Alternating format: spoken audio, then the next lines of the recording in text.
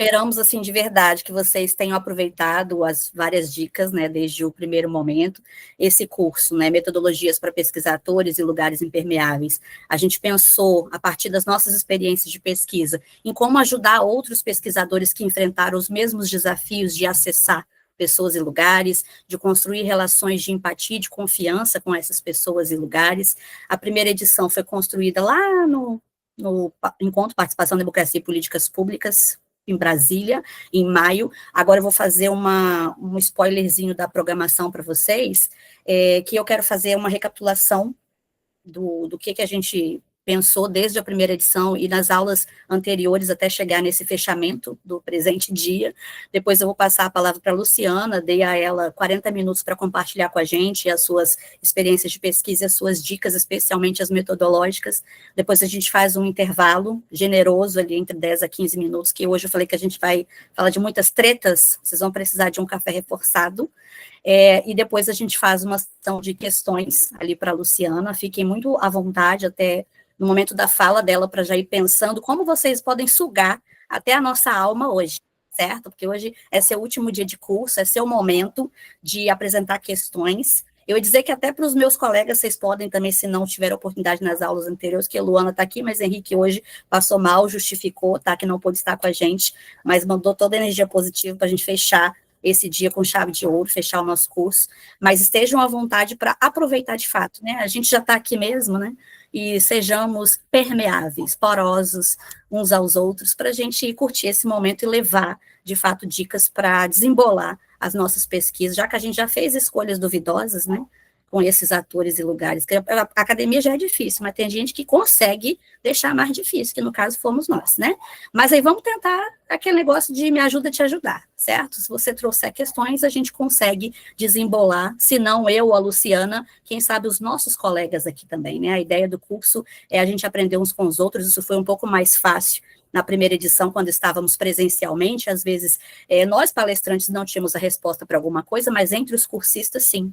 Tinha alguém que já tinha desenvolvido, alcançado uma estratégia. Então, eu quero que vocês fiquem muito à vontade também, não só para tirar dúvidas, mas para esclarecer as dúvidas também dos nossos colegas. Assim, a gente vai construindo conhecimento uns com os outros. Essa aqui é uma fotinha da nossa primeira edição. A gente fez um formulário de feedback pedindo aos cursistas para dizer aonde que a gente podia aperfeiçoar.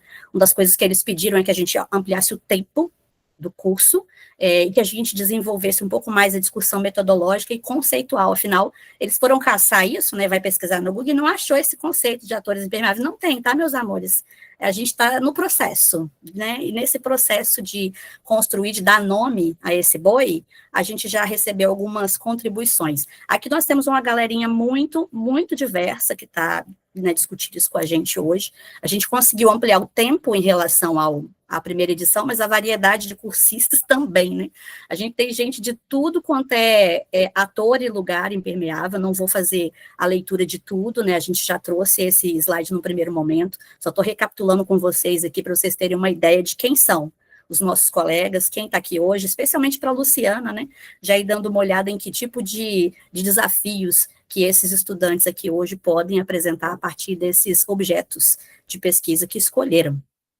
E a gente fez um esforço inicial, né, a Luana trouxe no dia da aula dela, que a gente estava fazendo esse esforço conceitual justamente de pensar que esses atores e lugares impermeáveis são o quê? Quaisquer objetos de pesquisa que demonstrem porosidade reduzida para pesquisadores, seja por desconfiança, desinteresse ou antagonismos políticos, intelectuais e socioeconômicos. Mas a gente também, através do curso, recebeu contribuições. O professor Adrian trouxe uma contribuição no dia que ele participou conosco. Ele disse que as dificuldades de acesso, elas sempre existiram. Essa coisa do ser difícil acessar e confiar sempre existiu. E quando a gente quer criar um conceito novo, precisa existir um contexto de novidade, né? Tem que significar que eu estou criando um símbolo para representar um fenômeno que ninguém nomeou ainda. Aí ele já trouxe o desafio, mas ele também já trouxe a contribuição dele para esse desafio. Tipo, qual é a novidade do seu termo impermeável? E ele já deu a pitada dele, que ele está sugerindo que a nossa novidade é um fechamento estereotipado, subjetivo, recíproco. entre sujeitos e pesquisadores. Eu acho que essa novidade foi ali corroborada pela Jaqueline Moraes, que também deu o seu pitaco desse dia. Ela disse, olha, não quero dizer assim para você, mas apaga o fator novidade, né? Tipo assim, tem que ser novidade. Ela disse, não se apega nisso. Ela disse para a gente focar nas estratégias de reconhecimento das nossas impermeabilidades mútuas, né? Mas também caminhou ali no sentido do Adrian, que é qual é a principal contribuição desses dois professores aqui para o nosso conceito ser desenvolvido? É justamente destacar que os pesquisadores também possuem parte neste contexto de impermeabilidade, né? Que as impermeabilidades não pertencem apenas aos nossos objetos, mas para a gente se entender parte da impermeabilidade. Nós compomos a impermeabilidade, ela existe também por nossa conta, né? Onde estão os antagonismos? É o antagonismo, meu objeto, ele é antagônico em relação a quem? Quem é o ponto de referência? Ele é antagônico em relação a mim. Então, eu faço parte do problema da impermeabilidade. Então, acho que essa grande contribuição vai ajudar para que eu, Luana, Henrique, a gente sente em outro momento e desenvolva, como bem pediu ali a professora Jaqueline, que a legitimidade dos conceitos ela é dada pela publicação sistematizada. Em algum momento, a gente vai ter que brincar de escrever, né? Bumbum na cadeira, e desenvolver esse conceito aí num artigo, quem sabe, com certeza, a ser compartilhado com vocês, porque vocês estão fazendo parte de todo esse processo, né, de construção do conceito. Na nossa abertura, nós recebemos a digníssima Mônica Dalbor, ela deu ali um parecer sobre o que é o INCT, o que é o eixo de formação que entrega essas produções, né, dentre elas o nosso curso. Mônica, ela teve conosco desde a construção da primeira edição, foram meses de trabalho, sob orientação da professora Mônica, mas ela não, né, ninguém soltou a mão de ninguém, ela teve paciência com a gente, foi dando certo, e uma das dicas que ela deu, ela nem veio para palestrar, tá, amores? Ela veio só fazer uma abertura, mas ela já deixou uma dica também naquele dia, que é que a gente deve usar métodos e técnicas também na revisão de literatura, não só para análise de dados. Que ela falou que às vezes a gente se foca tanto nisso, na análise dos dados da pesquisa, esquece que para a revisão de literatura você também precisa trabalhar a questão da metodologia. E o Zé Suapo, que naquele dia apresentou o seu livro sobre negacionismos, também trouxe contribuições que eu acho importante recapitular, que ele pediu para a gente diferenciar a categoria de análise de uma categoria acusatória. Veja bem, né? Na hora que a gente for criar as nossas categorias e a gente perceber que para o nosso objeto ele não se identifica com aquele nome, que a gente seja flexível para negociar com eles, porque os nomes que eles dão a si mesmos, isso também é um dado. Isso também é um dado que pode ser analisado, né? Ele até usou o termo assim para a gente, entra na pilha do seu entrevistado, deixa fluir essas categorias de análise que vão emergir do seu campo, não seja tão rígido quanto os nomes que você quer dar a eles, porque isso são categorias acusatórias, né? Isso não é necessariamente uma categoria de análise, não vai te ajudar se você possui antagonismos entre, né, você e seu objeto de pesquisa. No nosso segundo dia, a gente teve ali na direção da Luana a Jaqueline Moraes, maravilhosa, né, apresentou ali suas pesquisas sobre religião, mas também deixou várias dicas, entre elas eu resgatei algumas, poucas, porque foi um dia e tanto, né, eu falei que depois da aula da Jaqueline a gente podia encerrar o curso, e deu. Tá ótimo, né? Era 4 aulas, mas Jaqueline deu 10 aulas naquele dia, então a gente está ainda sobrando aula, né? A partir da Jaqueline. E aí, uma das grandes dicas que ela deu ali foram os objetos de pesquisa, né? Quando a gente seleciona, a gente sempre quer pesquisar algo, alguém que a gente sente que quer entender. E porque a gente quer entender aquilo, a gente acha que é diferente de nós, né? Mas será? E aí ela deixou esse questionamento. Será que os nossos objetos de pesquisa são assim tão diferentes de nós? E aí ela diz para a gente que a gente deve humanizar esse ator ou lugar impermeável no tempo e no espaço. Situa essa pessoa no tempo, situa no espaço, vai te ajudar a compreender que ele é uma pessoa comum e não um ser exótico. Ele pode ser exótico a partir do seu ponto de vista, da sua história de vida, da sua concepção de mundo, mas ele precisa ser situado num tempo, no espaço, para ele ser levado em consideração, para você não ficar só dizendo que ele é alienado, mas que também há reflexividade. A partir da história de vida dele, da forma em que foi construído o pensamento dele, também há reflexividade. Então, ela pede, respeite os limites do seu sujeito, do seu lugar, do seu ator, encontre similaridades, principalmente. Construa pontes, né? Enxergue além dos muros e construa pontes com essa pessoa que você vai pesquisar, que nem é tão diferente assim. Na hora que você vai para as entrelinhas, as pessoas têm camadas em que elas são mais ou menos conservadoras, camadas em que elas são mais ou menos progressistas. Depende da pauta, depende do que você está falando. E depois, a gente ainda teve, na direção do Henrique, a Belém Dias, outra maravilhosa diva acessível, que veio aqui falar com a gente do MBL, da pesquisa dela com o MBL, e trouxe alguns lembretes que são importantes, que a gente estava batendo muito nesse martelo, aliás, desde a primeira edição. Desde a primeira edição, a gente bate no martelo de que a gente precisa manter uma vigilância epistemológica durante a nossa interação com os nossos objetos de pesquisa, e ela disse assim, ó, que foi necessário desenvolver certo grau de empatia, né, e o que as pessoas foram indagando, trazendo perguntas sobre esse, o que você quis dizer com esse certo grau, Belen? E ela disse assim, a gente precisa compreender o outro, mas compreender não é a mesma coisa do que concordar com ele. O seu objeto de pesquisa é algo que você quer compreender, não é que você vai passar a concordar, né? Isso ajuda você a se despir um pouco durante a interação com essas pessoas, quando você ouve e compreende como aquele pensamento foi formado. Isso faz parte de um outro conceito, que é de empatia crítica, né, que se trata de você buscar compreender sem julgar naquele momento. Não é que você está sendo posto para aceitar aquela religião. A Luana foi, né? Luana foi posta para aceitar Jesus não durante a pesquisa, pode acontecer.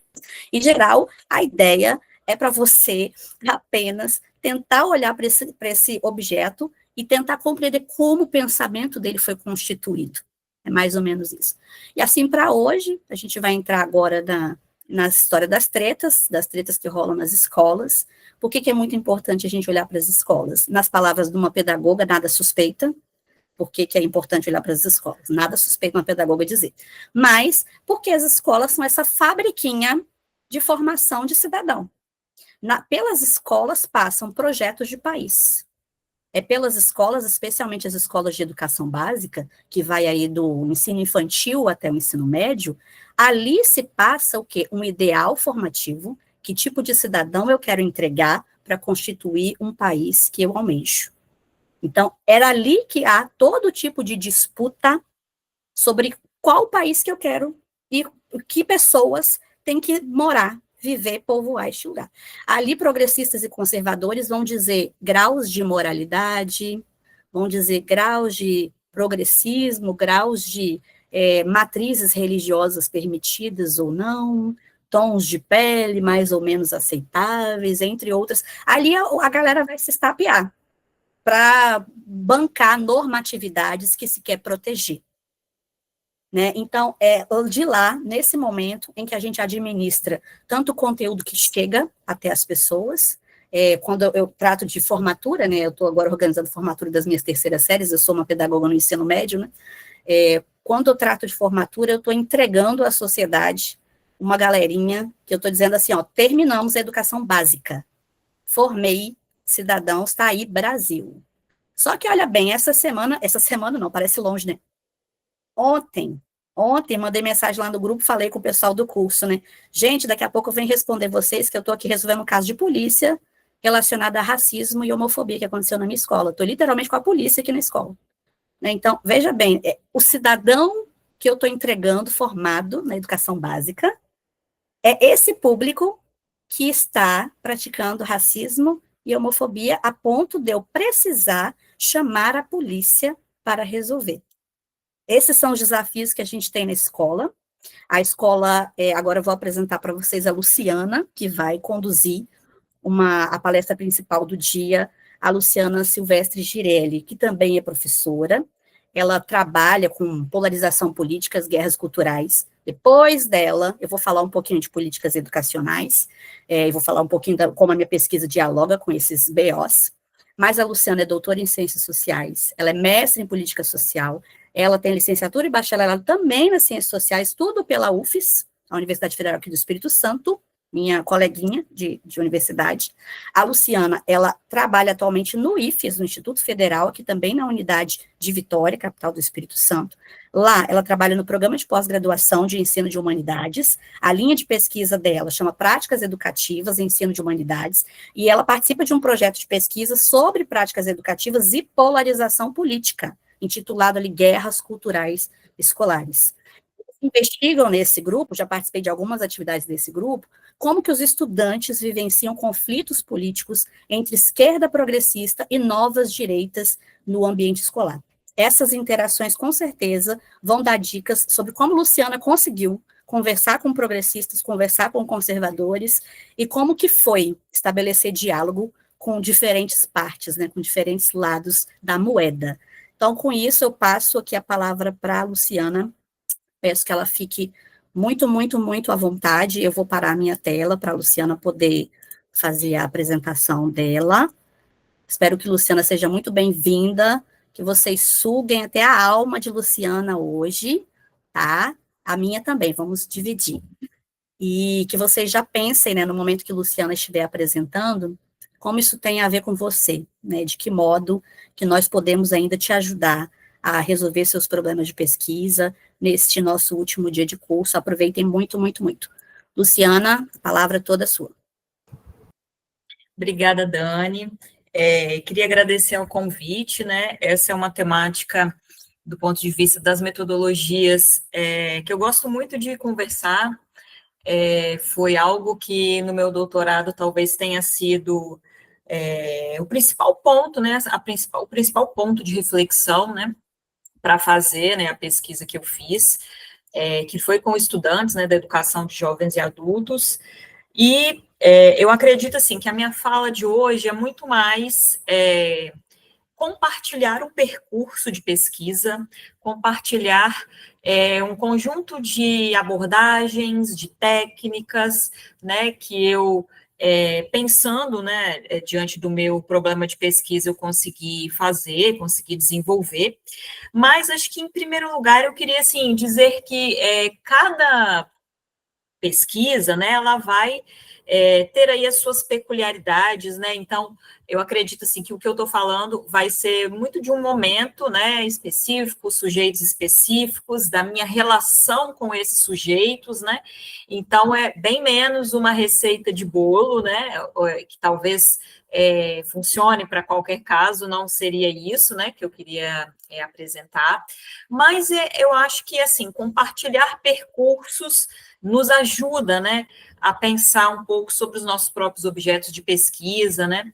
e eu acho, então, que a minha fala é algo, eu tentei trazer mais nesse sentido, né. Então, eu intitulei a minha apresentação com uma pergunta que, na verdade, essa pergunta, né, eu recebi muitas vezes, muita gente fez essa pergunta para mim durante o meu processo de pesquisa de doutorado, que logo mais já vou falar melhor, né, como é que foi, que é isso, e se o campo for de extrema direita, o que a gente faz, né?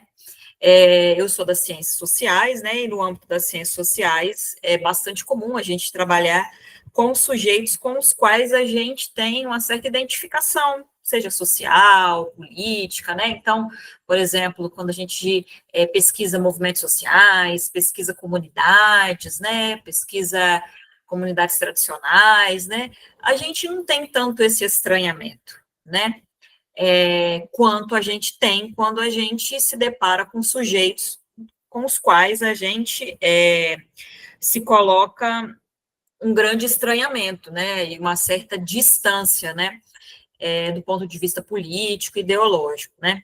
Então, acho que, assim, a pergunta é, e se o campo for de extrema direita, né? Reflexões teórico-metodológicas sobre a realização de pesquisa com sujeitos conservadores no Brasil.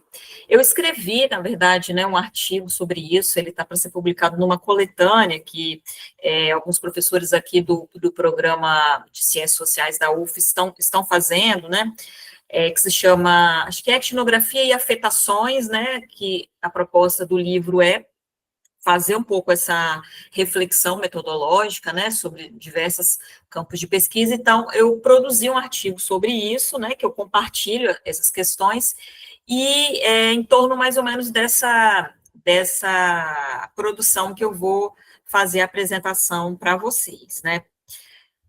Ai, peraí que eu pulei uma. Então, assim, como é que vai ser a minha apresentação? Eu vou falar um pouquinho, né, do que me motivou a fazer minha pesquisa de doutorado, qual era o meu problema de pesquisa e os meus objetivos, né, para vocês terem uma noção, né, de quem que eram esses sujeitos, o que eu que me movia naquele momento para fazer essa pesquisa, né? E vou detalhar melhor para vocês o meu desenho de pesquisa, as minhas estratégias e os recursos metodológicos, né? Para vocês verem como é que eu construí.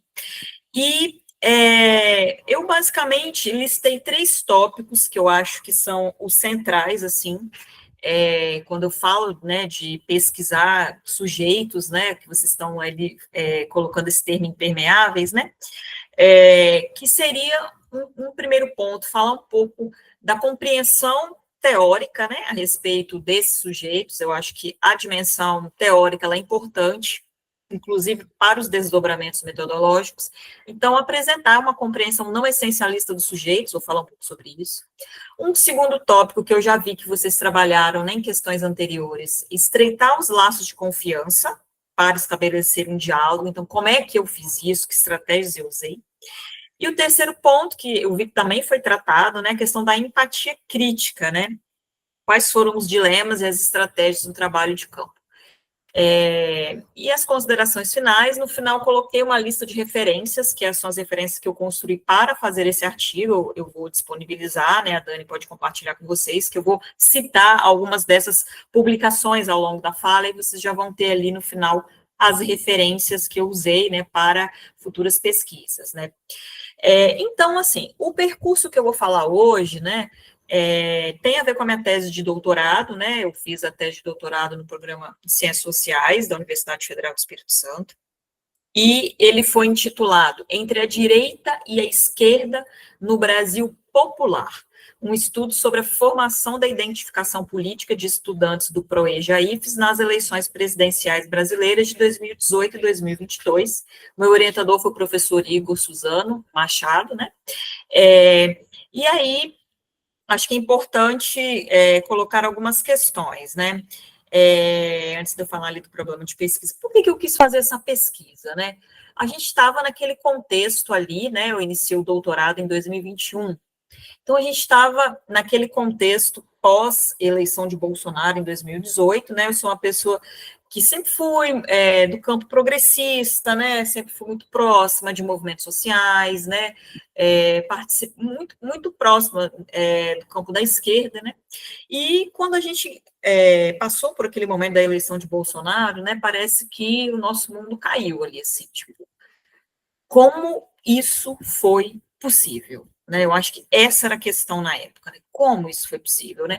E aí, naquele momento, né, claro, né, a gente ainda não tinha, né, todos os estudos que a gente tem hoje, né, a respeito desse tema, né, foi aí na iminência ali daquele contexto, né, e naquela época, o que aparecia bastante, principalmente nas redes sociais, né, aquela coisa de que, as pessoas, né, são coxinhas, essas pessoas são fascistas, essas pessoas são gado, né, sempre tentando imputar uma característica de uma certa manipulação ou um certo engodo, né, para esses sujeitos, e aquilo já me incomodava muito. Eu achava que, assim, a gente ficar nesse nível, claro, né, aquilo era aquele calor do momento, né, mas, assim, aquilo ali me incomodava muito no sentido da gente não ter uma explicação um pouco mais profunda para esse momento, né, em que a gente estava vivendo. E eu sempre tive esse interesse por pensar os sujeitos, né, sempre gostei muito dessa abordagem, né, da sociologia e mais da antropologia, que pensa ali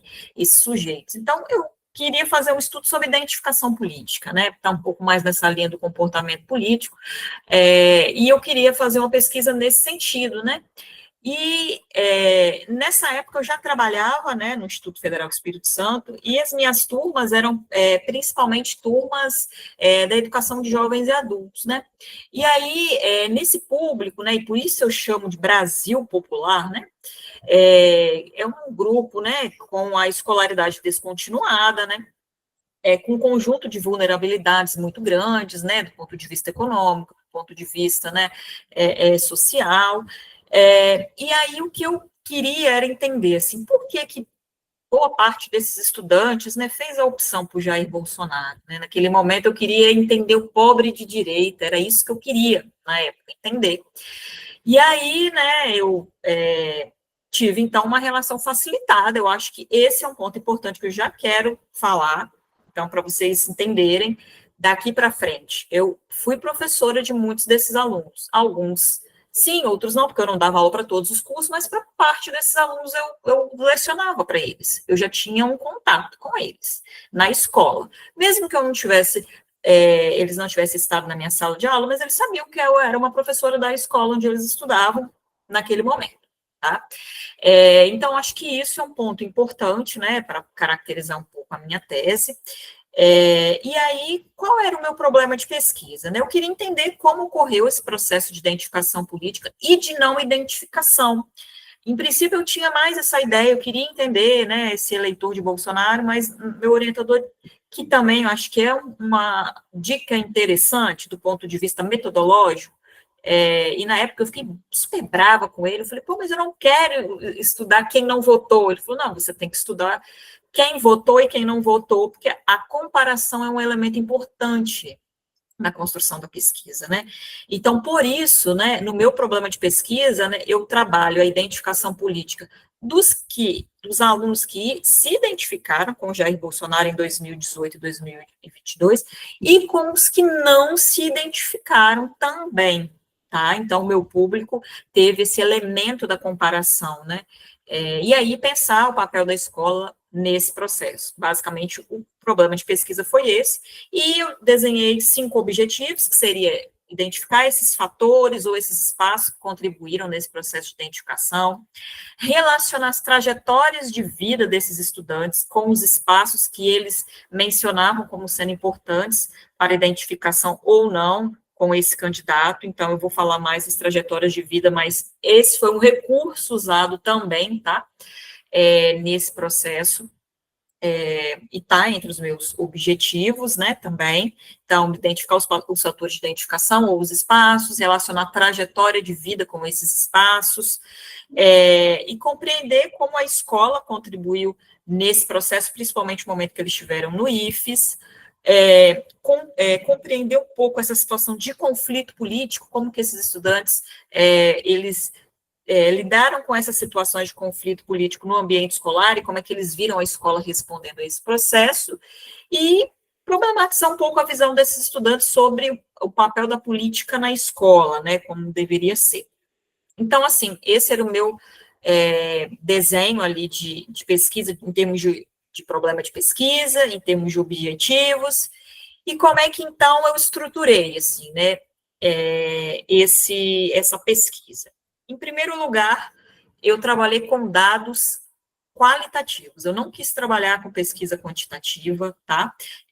Justamente porque o meu interesse era essa imersão nesses sujeitos, né? Então, para o tipo de pesquisa que eu queria fazer, o tipo de dado que mais me ofereceria resposta era um dado qualitativo. Então, acho que esse é um elemento importante também, quando a gente pensa, né, está fazendo, às vezes, um projeto de pesquisa, né, vai definir qual é a melhor metodologia, é sempre isso, né, aquele basicão, qual é a questão que eu quero responder, qual é o tipo de dado, qual é a natureza do dado que vai me dar essa resposta. Para mim, eu queria uma pesquisa qualitativa, eu não me interessei para saber quantos alunos votaram em Bolsonaro, eu não queria saber isso, queria saber como, eu queria entender por quê. Então, eu trabalhei com pesquisa qualitativa, tá?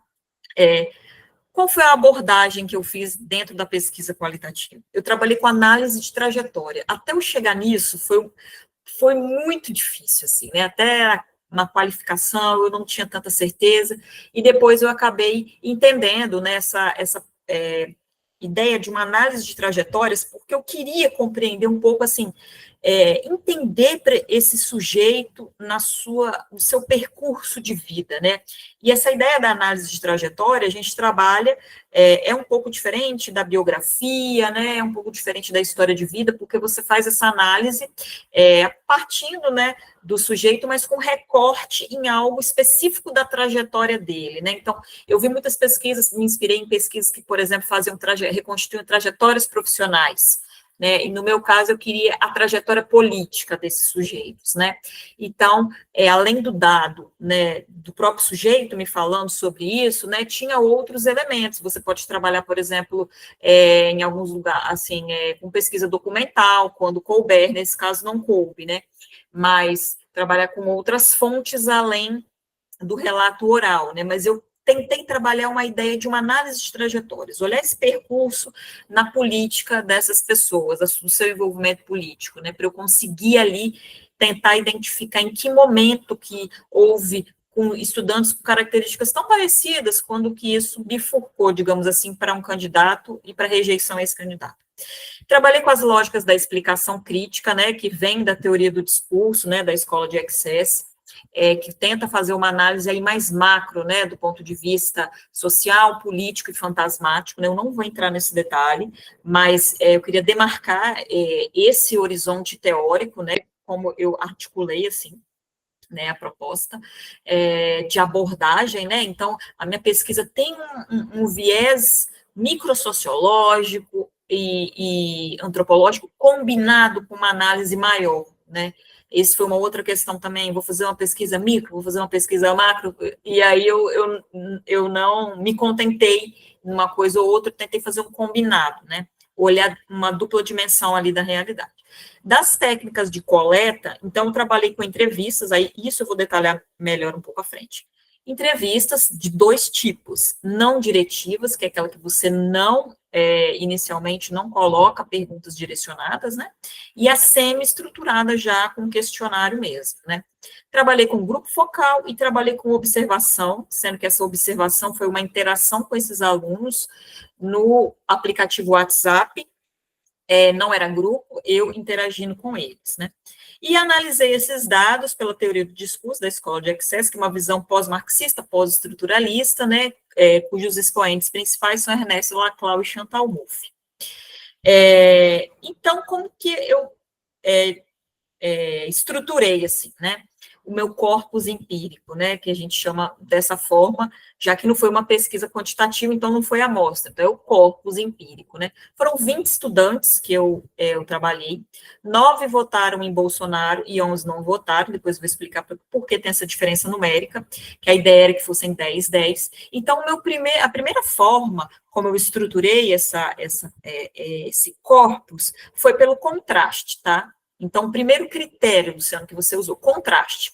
Quem votou, quem não votou em Jair Bolsonaro, usei como ponto principal a figura desse candidato, porque em 2018 ele foi o vencedor. Então, eu trabalhei com essa ideia e, pensando as eleições de 2018, eu trabalhei como uma continuidade desse processo iniciado, né, em 2018.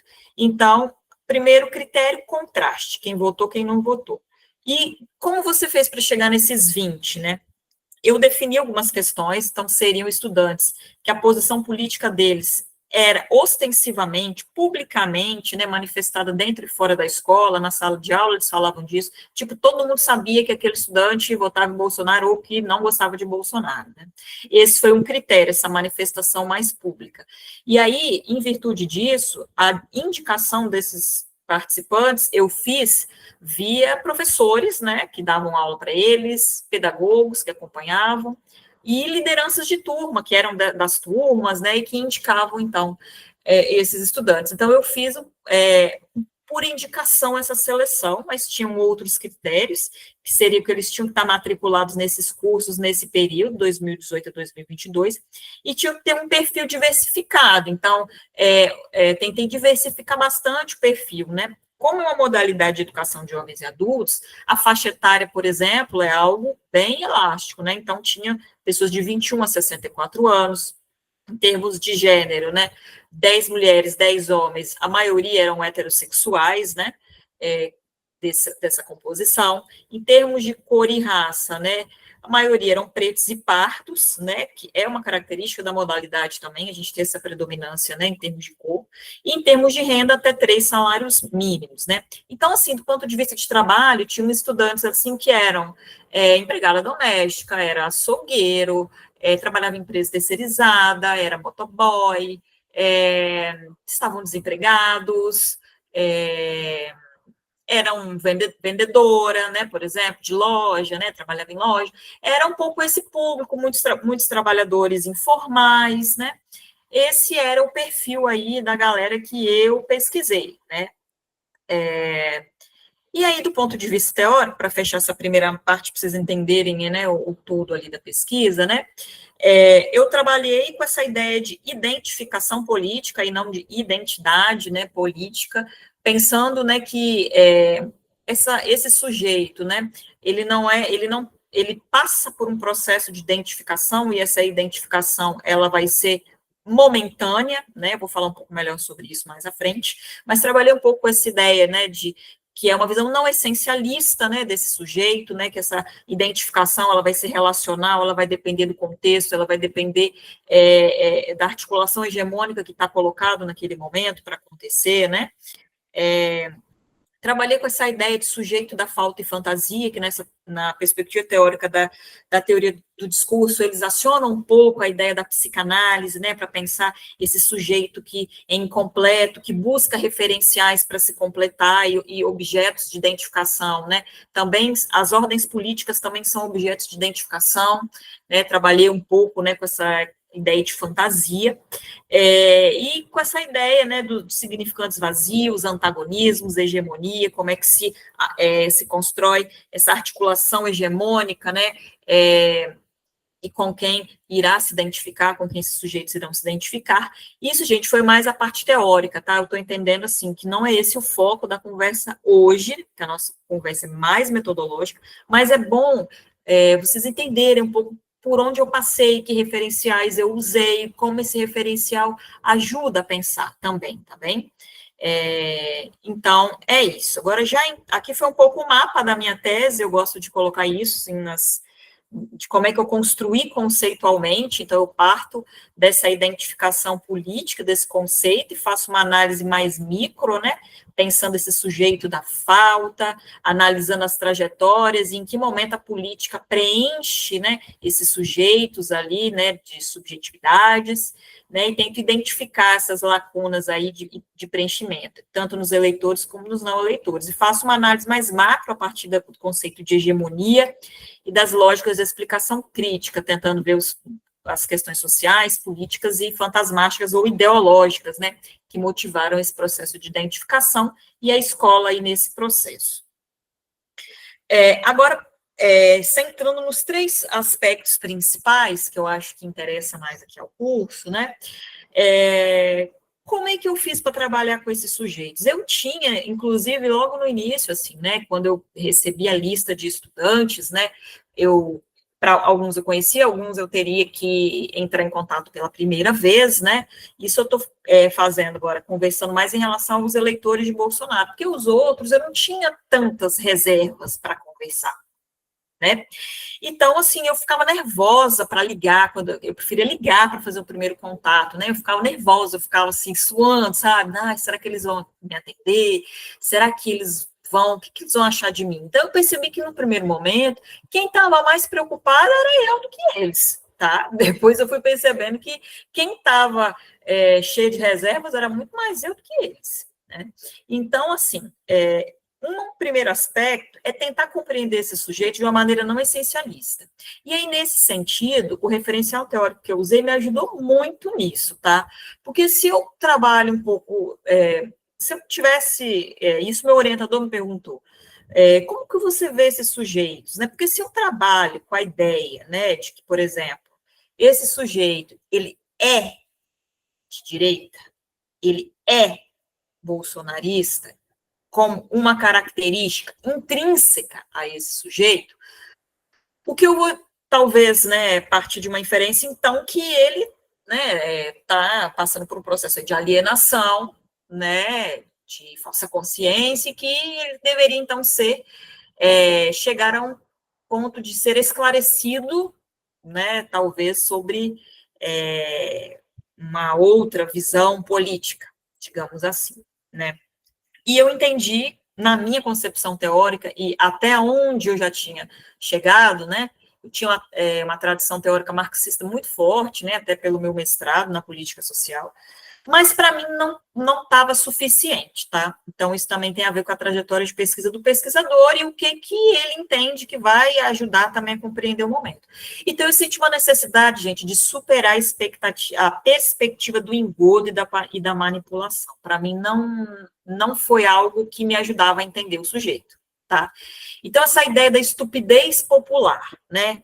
ou esse sujeito é vítima passiva de fake news, ou esse sujeito ele é manipulado pelo pastor da igreja, né?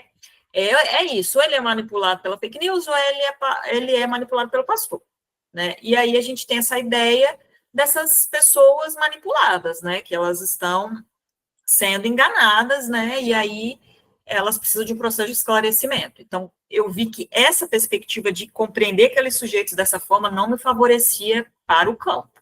Eu precisava de uma outra concepção teórica sobre sujeitos que era também diferente dessa, de superar a perspectiva do reduto do mal, né?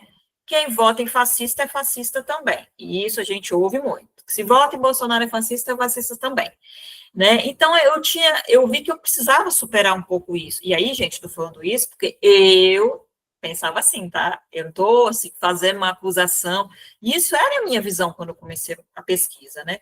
E aí eu percebi que eu precisava de assumir uma outra perspectiva teórica, né? E o referencial pós-estruturalista me ajudou, da teoria do discurso, no sentido de compreender que as identidades não são fixas, né? Que elas estão em constante processo de mudança e transformação, que esses sujeitos que eu estava pesquisando, eles estão identificados com Bolsonaro. Não necessariamente eles são ruins, eles são maus, eles são fascistas, mas nesse momento, né, em virtude desse processo de articulação que se tem hegemônica, eles se identificaram por um conjunto de motivos com esse candidato, né, com essa ordem política. Então, é isso, assim, né, é diferenciar o sujeito que está nesse processo de identificação e que em outro momento votou, vários deles votaram em candidaturas de esquerda. Neste momento estão identificados com a direita. Não são maus, não são ruins. Estão identificados neste momento com esse grupo, né? Isso me ajudou demais a, assim, abrir a minha cabeça, sabe, para aquilo que eu estava pesquisando, né? Ficar menos nervosa, assim, né? Quando eu estava com eles, do que eles iam achar, né? E aí, essa ficha não caiu rápido, tá? Essa ficha demorou a cair. Tanto que, assim, durante as entrevistas, num dado momento, eu perguntava assim, mas por que você é bolsonarista? Aí eles falaram, não, mas eu não sou bolsonarista. Eu não sou, eu voto em Bolsonaro, mas eu não sou bolsonarista. E aí eu comecei a ver que quem estava dizendo que eles eram bolsonaristas era eu. O campo não estava dizendo isso. O campo estava me mostrando que aquela teoria estava me ajudando a compreender que eles estão identificados, eles não são. Tá? E aí eu trouxe alguns exemplos aqui, acho que não vai dar para ler tudo, até pelo nosso tempo, né? Para tentar passar todos os tópicos, né? Então, vamos, por exemplo, Lucas, né? Era um estudante, né? Ele disse, bolsonarista é aquilo de defender o cara com unhas e dentes, né? Eu critiquei bastante coisa no governo dele em relação a 2018. Eu acho que isso um bolsonarista não faria, tá? Que é criticar os pontos que ele pecou com a gente, mas eu continuo naquele argumento de que, eu não quero ter um governo de esquerda de novo, porque os meus ideais não se encaixam com o pessoal de esquerda. Eu acho que eu não sou bolsonarista, porque eu consigo criticar bastante coisa que ele fez de errado. Aí a outra vai dizer, não me considero, pois eu só votei nele porque eu não votaria no Lula. E com todos os pontos negativos do Bolsonaro, eu tenho mais pontos positivos com ele do que com o Lula. E aí todos eles vão dizendo isso. Olha o que esse aqui está dizendo. Ó, não, eu sou um conservador independente. O bolsonarismo é um culto à ignorância. É um terraplanismo ideológico a direitos. Os bolsonaristas, que não é ele votou em Bolsonaro nos 2 turnos, mas os bolsonaristas que não é ele, né? Vivem de revisionismos históricos, exploram o debate com bordões e espantalhos. Eles têm uma visão muito quadrada da realidade. E eu não acho isso saudável para o debate público. No entanto, a figura do Bolsonaro, como eu disse anteriormente, é forte e unificadora. Ele é um ponto de convergência da direita. Para mim, um ponto crítico, mas é o que nós temos. Irei defendê-lo sim nesse turno por esse motivo. Então, assim, dos estudantes que eu entrevistei, assim, praticamente todos disseram que eles votam em Bolsonaro, mas eles não são bolsonaristas, tá?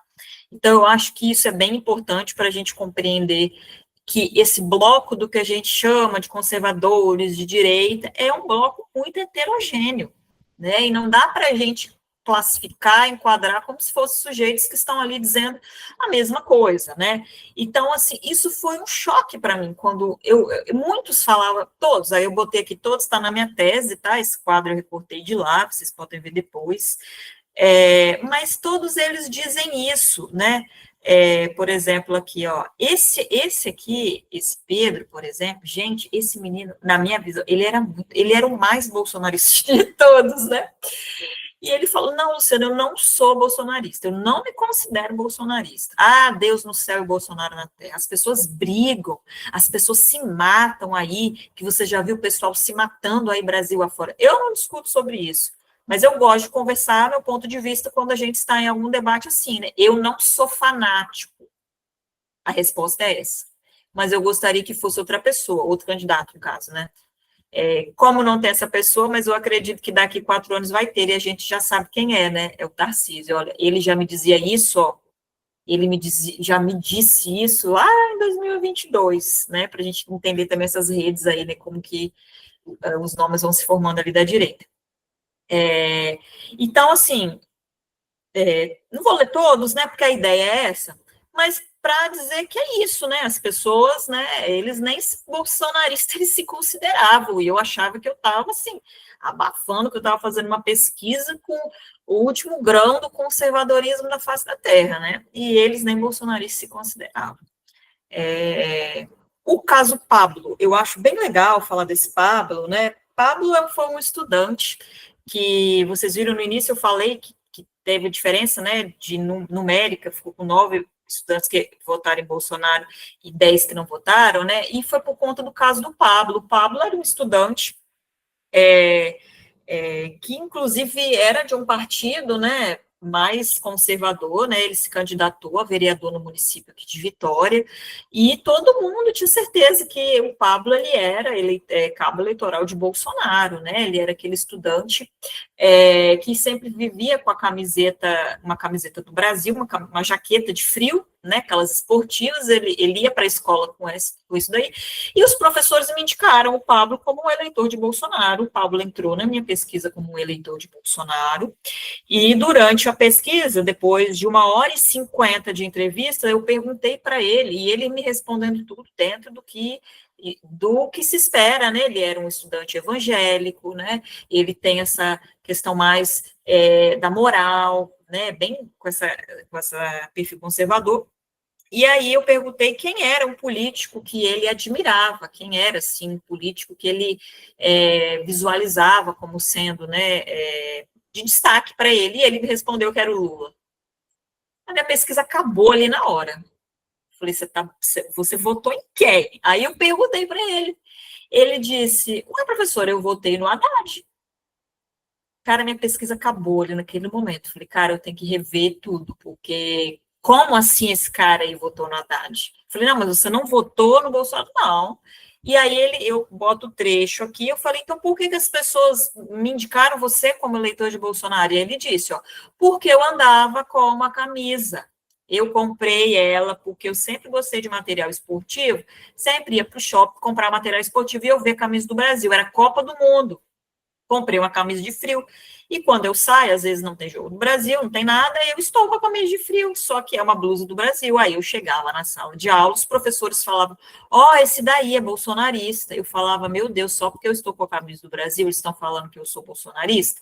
Mas se soubessem que eu votei no PT, até então, eu nem revelava que eu tinha votado no PT, mas eu votei no PT, votei porque o povo humilde queria. Então, era um estudante que ele tinha uma identificação política diferente, assim, do nível municipal para o que ele entendia ali da esfera da presidência, e a minha pesquisa ficou com essa ordem aí numérica ímpar por conta do caso do Pablo, para a gente ver também como que os estereótipos são tão fortes, né, que até, assim, todas as indicações que eu tive dele era que ele tinha votado, né, e no final das contas ele nem votado tinha, né. Então, para a gente também ver, assim, como que os nossos estereótipos em relação aos sujeitos nos levam, né, inclusive, a questões errôneas mesmo, né, nesse caso, de suposições que muitas vezes não correspondem, né, ao que é a realidade, né. Avançando, então, para o segundo ponto, que, então, estreitar relações de confiança para estabelecer o diálogo, né? Então, acho que uma coisa bem legal, pessoal, que eu diria, né? Quando a gente está em pesquisa com esses sujeitos, importante dizer que eu me baseei muito em leitura etnográfica, tá? Rosana Pinheiro Machado, as pesquisas da Esther Solano, Camila Rocha, me ajudaram muito a pensar esse momento com esses sujeitos, né? Um texto muito bom do Roberto Cardoso de Oliveira, eu recomendo demais, e que ele diz o seguinte, que a gente tem que estabelecer um encontro e não um confronto etnográfico. Ele fala isso, né? E eu fiz assim, falei da minha pesquisa em outros lugares, aí quando tem algumas falas, assim, né, mais conservadoras, as pessoas falam, mas você não rebatia aquela pessoa? O meu papel não é rebater aquela pessoa. Eu não quero confrontar aquela pessoa, eu quero me encontrar com ela. Então, assim, eu acho que isso é uma coisa importante para a gente ter em mente, né? Que a gente está num encontro e não num confronto, né, com essa pessoa, né? E um outro ponto que é já, né, dentro dessas referências teóricas, né, é falar da abordagem holística. A Rosana Pinheiro Machado tem um texto, né, que ela fala 3 lentes para você abordar o autoritarismo, né? E ela até fala que muitas vezes os pares dela, né, diziam o seguinte: ué, você está humanizando fascistas, falando isso, né, desses sujeitos, né, você está humanizando fascistas. E ela diz que não, né, que para você fazer uma abordagem aí com esses sujeitos, ela indica 3 caminhos, que você olhar esses sujeitos em vários momentos da vida deles, não só quando eles estão falando de política, quando eles estão em casa, quando eles estão no momento de lazer, no momento do trabalho, né, olhar essas outras dimensões da vida desses sujeitos, né, ter sujeitos ali diversificados em termos de perfis e um olhar longitudinal, ou seja, eu acompanho esse sujeito por mais tempo, porque às vezes só aqui no momento da entrevista, só aqui no momento do grupo focal vai ter uma visão muito restrita ali dele naquele momento. Então, diante dessas referências teóricas, eu pensei o seguinte: então eu quero iniciar a conversa com eles a partir das histórias de vida desses sujeitos. Então, no primeiro momento, quando eu fiz as primeiras entrevistas, eu não quis fazer entrevistas semi-estruturadas, eu quis fazer entrevistas não diretivas, que é aquela entrevista livre, que eles vão falar um pouco quem eles são, a trajetória de vida deles, contar um pouquinho da vida deles. Eu pedi que eles levassem um símbolo, né, do que era a identidade política deles, ou a identidade deles, né, que eles entendiam como algo de valor pessoal. Então, a gente começou por aí. Eu não quis começar com política, eu quis conversar com eles de política, eu quis saber quem era aquele sujeito. Então, eu pedi para eles levarem. Então, aqui foram símbolos que eles levaram no primeiro encontro para mim. A gente não tinha conversado de política ainda. Olha, levaram aqui bandeira do Brasil, tatuagem aqui, uma tatuagem do mapa do Espírito Santo, mas que a gente pode fazer uma inferência com essa ideia da pátria, né, mas dessa coisa mais local, terço, Bíblia, o crachá de trabalho dessas pessoas, a identidade, essa coisa assim, eu quero existir, eu quero mostrar que eu tenho valor, né? Uma foto da família. Então, a gente começou por aí. Começou a falar de política. A gente começou a falar de política na segunda etapa de entrevistas, quando eles já tinham algum laço de confiança. Nesse primeiro encontro, eles choravam, eles desabafavam, né?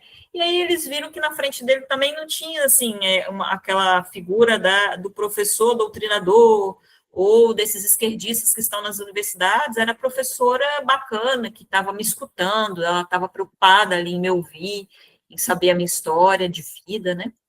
Aqui foram as outras imagens das pessoas mais que não se identificaram com Bolsonaro, ó, já trazendo coisas do sindicato, de fotos antigas, né, de objetos, né, um menino levou a caixinha de som, uma pessoa mais ligada ao hip hop, e aí é isso aí. Então, assim, uma questão é usar os símbolos, usar fotografias, usar imagens, né, pode ajudar a diminuir essa tensão aí. Eu fui, então, usar a entrevista no segundo encontro, aí sim, semi-estruturado, mas eles tinham bem menos vergonha aí de falar que vota em Bolsonaro mesmo, que não gosta do Lula, e essas coisas, e aí já não tinha tanto pudor para falar, eles estavam mais à vontade, mas isso foi o segundo momento.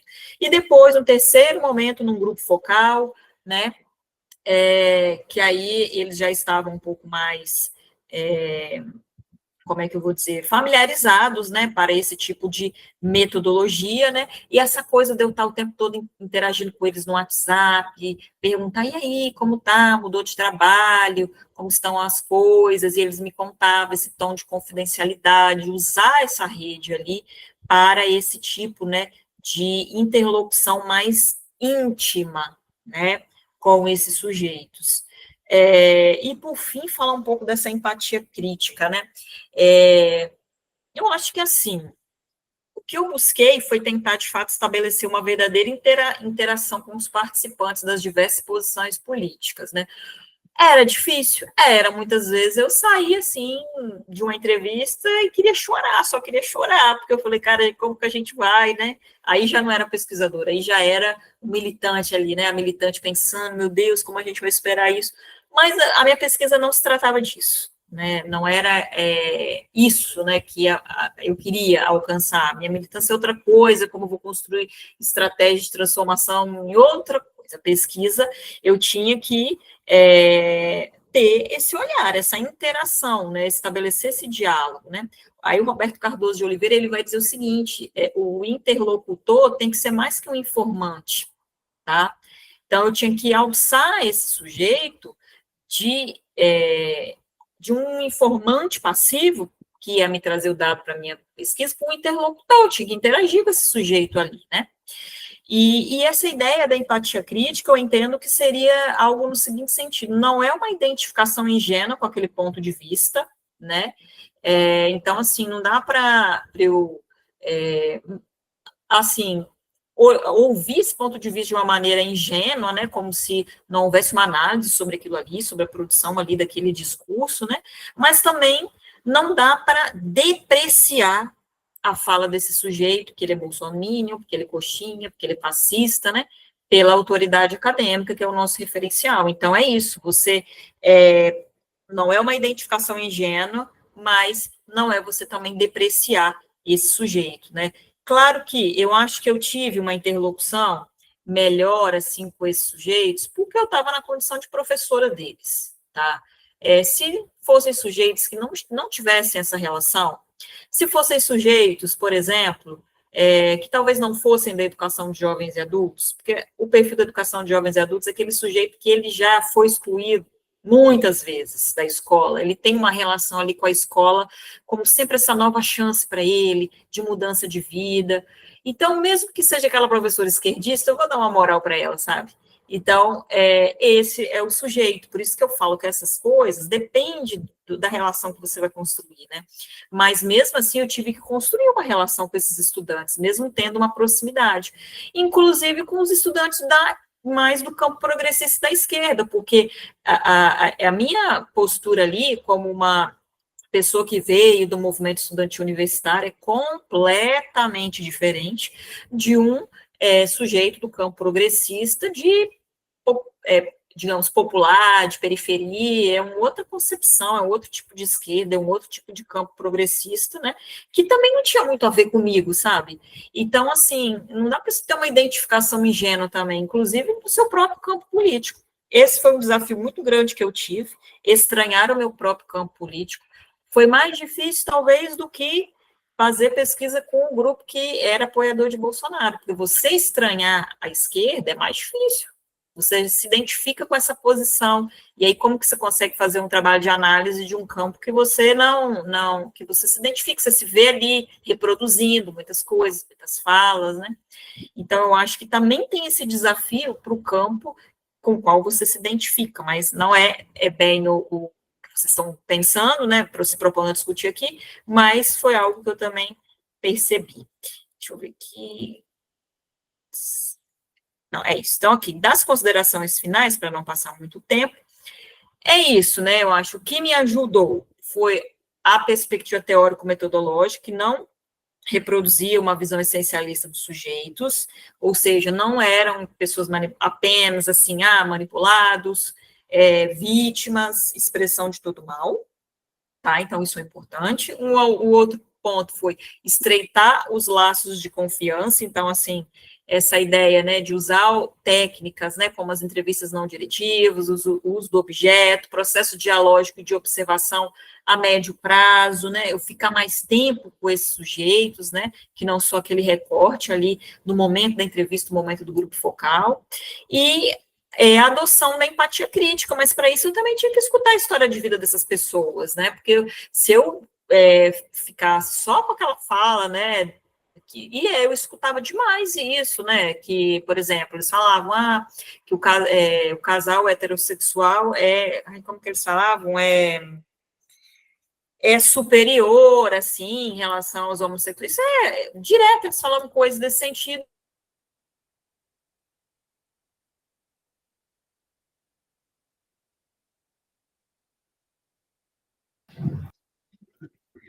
Travou um pouquinho? Ou só para mim? Travou um pouquinho. Laura. Espera aí um minutinho que ela deve voltar. Eu estou ouvindo vocês. Agora estamos te ouvindo também. Ah, tá. A sua última frase, talvez você tenha que retomar, que travou aqui para gente. Tá, então, falando da empatia crítica, né? E que é isso, tem que ouvir a história dessas pessoas, né, para compreendê-las, né? Porque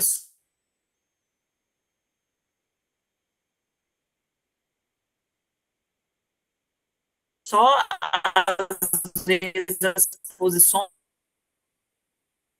dessas talvez mais um confronto. E é isso, pessoal. Eu coloquei aqui as referências, né, todas que eu usei, né, como falei, eu escrevi já um artigo sobre isso, tem aqui referência da minha tese também, e aí vocês podem dar uma olhada, né, nesses artigos aí que eu falei, aqui são referências bem de metodologia mesmo, tá? Vou interromper aqui. E é isso. Aí nas perguntas a gente pode conversar um pouco mais.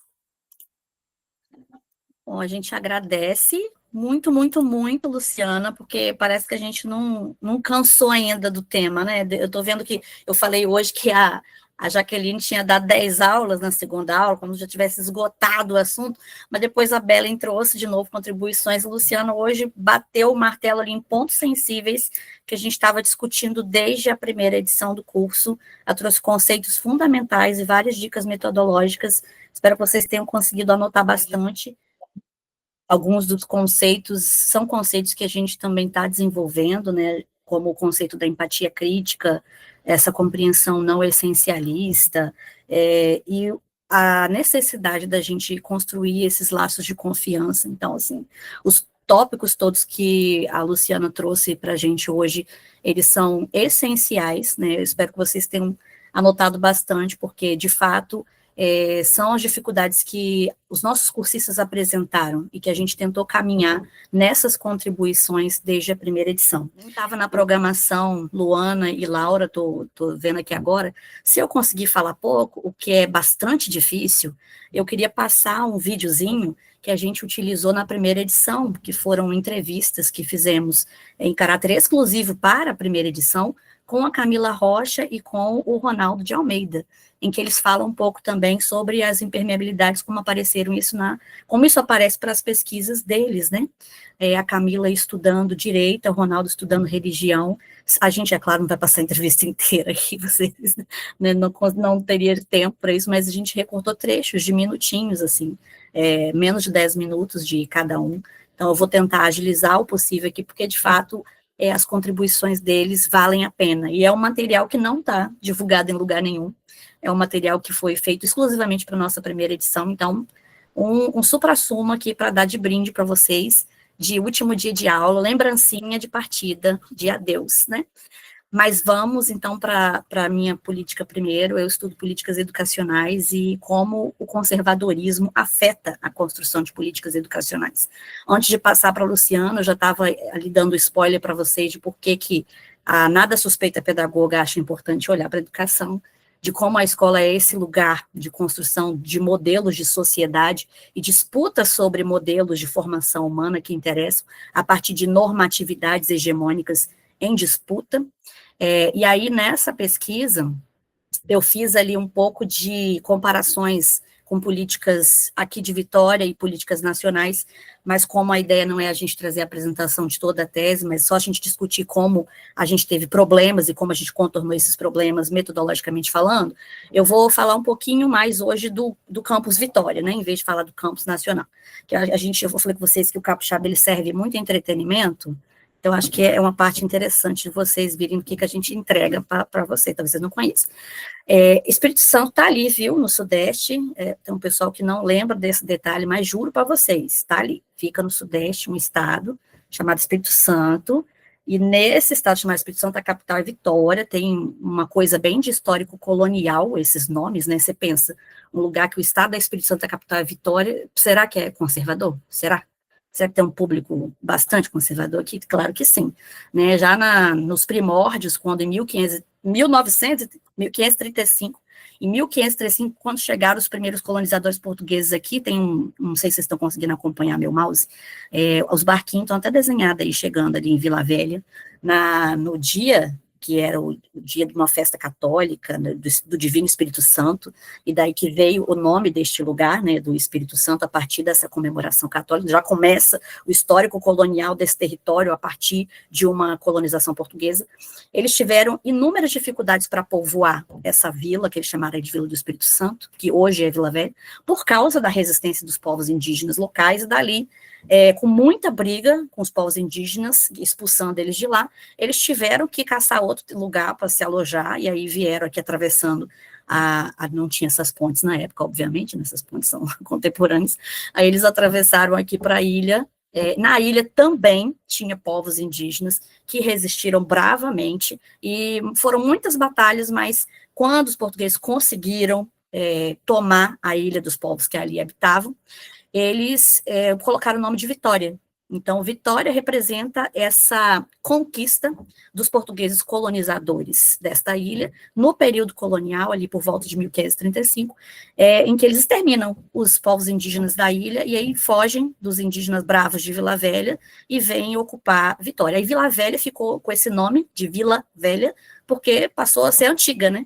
O antigo lugar onde eles estavam tentando se alojar, e Vitória é esse nome que representa essa exploração colonial. Então, nós estamos falando desse território, onde depois, obviamente, eles expandiram, né, exterminaram outros povos indígenas ao redor e foram colonizando cada vez mais, mas é um histórico que já começa com uma cultura religiosa, de catequização, de povoamento católico, e daí o resultado é que nós estamos até hoje investigando esse pessoal aqui, que é esse pessoal lá de Vitória, é o meu prefeito, Lourenço Pasolini, e o coleguinha dele, best friend, tá, esse aqui é BFF, Davi Ismael, o Lourenço Pasolini na prefeitura, o Davi Ismael, vereador.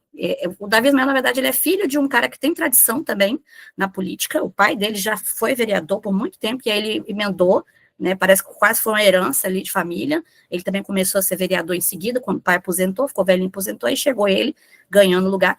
E o Pasolini é esse moço, os dois estão juntos nessa foto aqui no centro, o Pasolini de azul, e o Davi Ismael logo do ladinho dele aqui.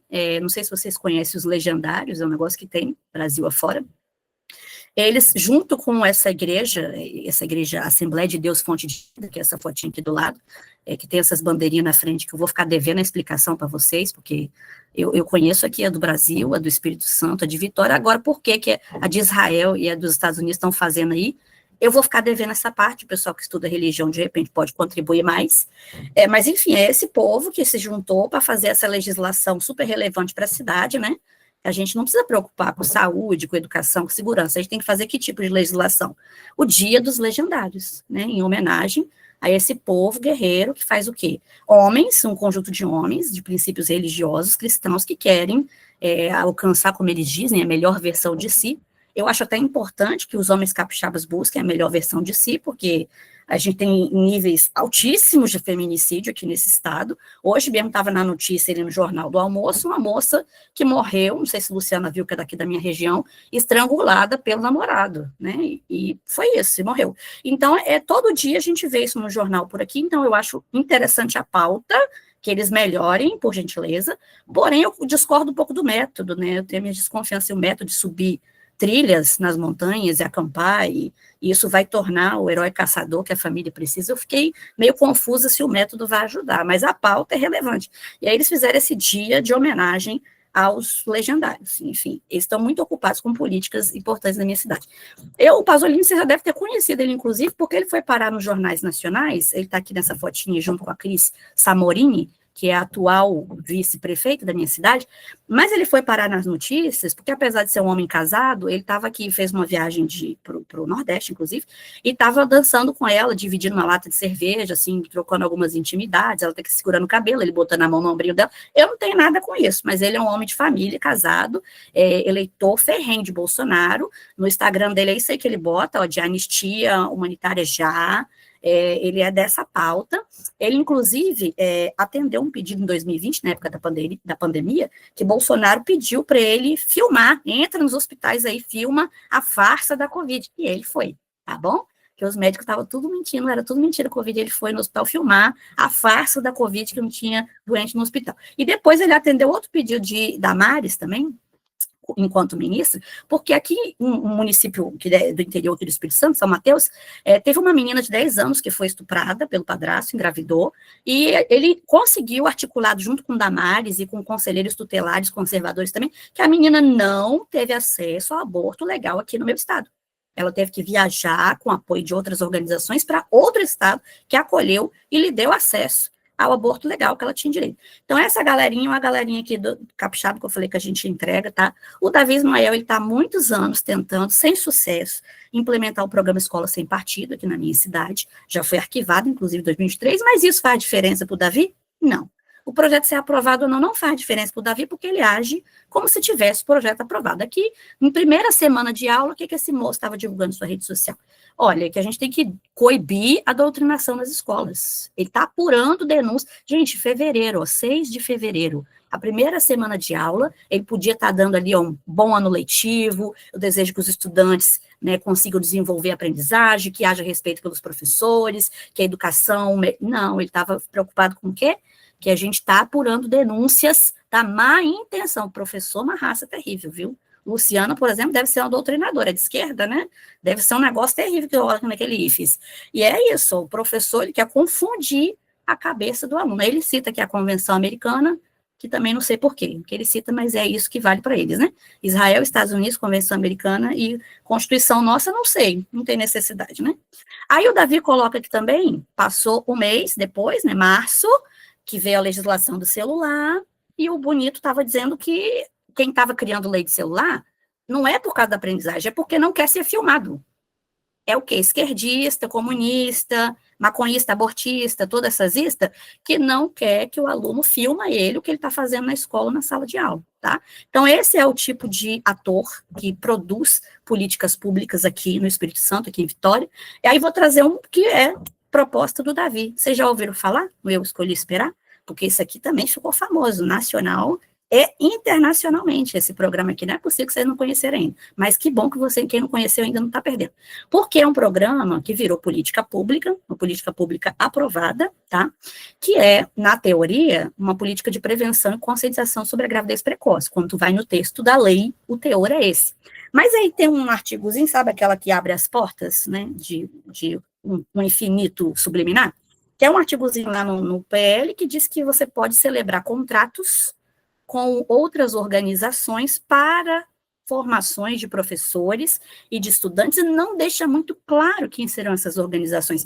E aí o título eu escolhi esperar, por coincidência, gente, sem categorias acusatórias, tá?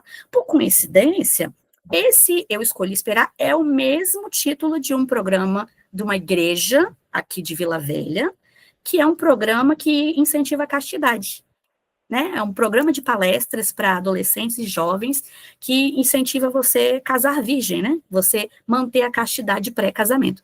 E aí isso se tornou, por coincidência, o nome de um projeto que fala de prevenção e de conscientização da gravidez precoce, em que as escolas podem celebrar contratos, contratando organizações, no caso, a igreja, para poder fazer essa orientação de iniciação sexual dos nossos adolescentes, que vai funcionar, né, gente? Só que não, né? Porque se fosse só de a gente dizer para o adolescente não tem relações sexuais, que estava resolvido, a gestação precoce, né? Já não tinha esse problema no mundo.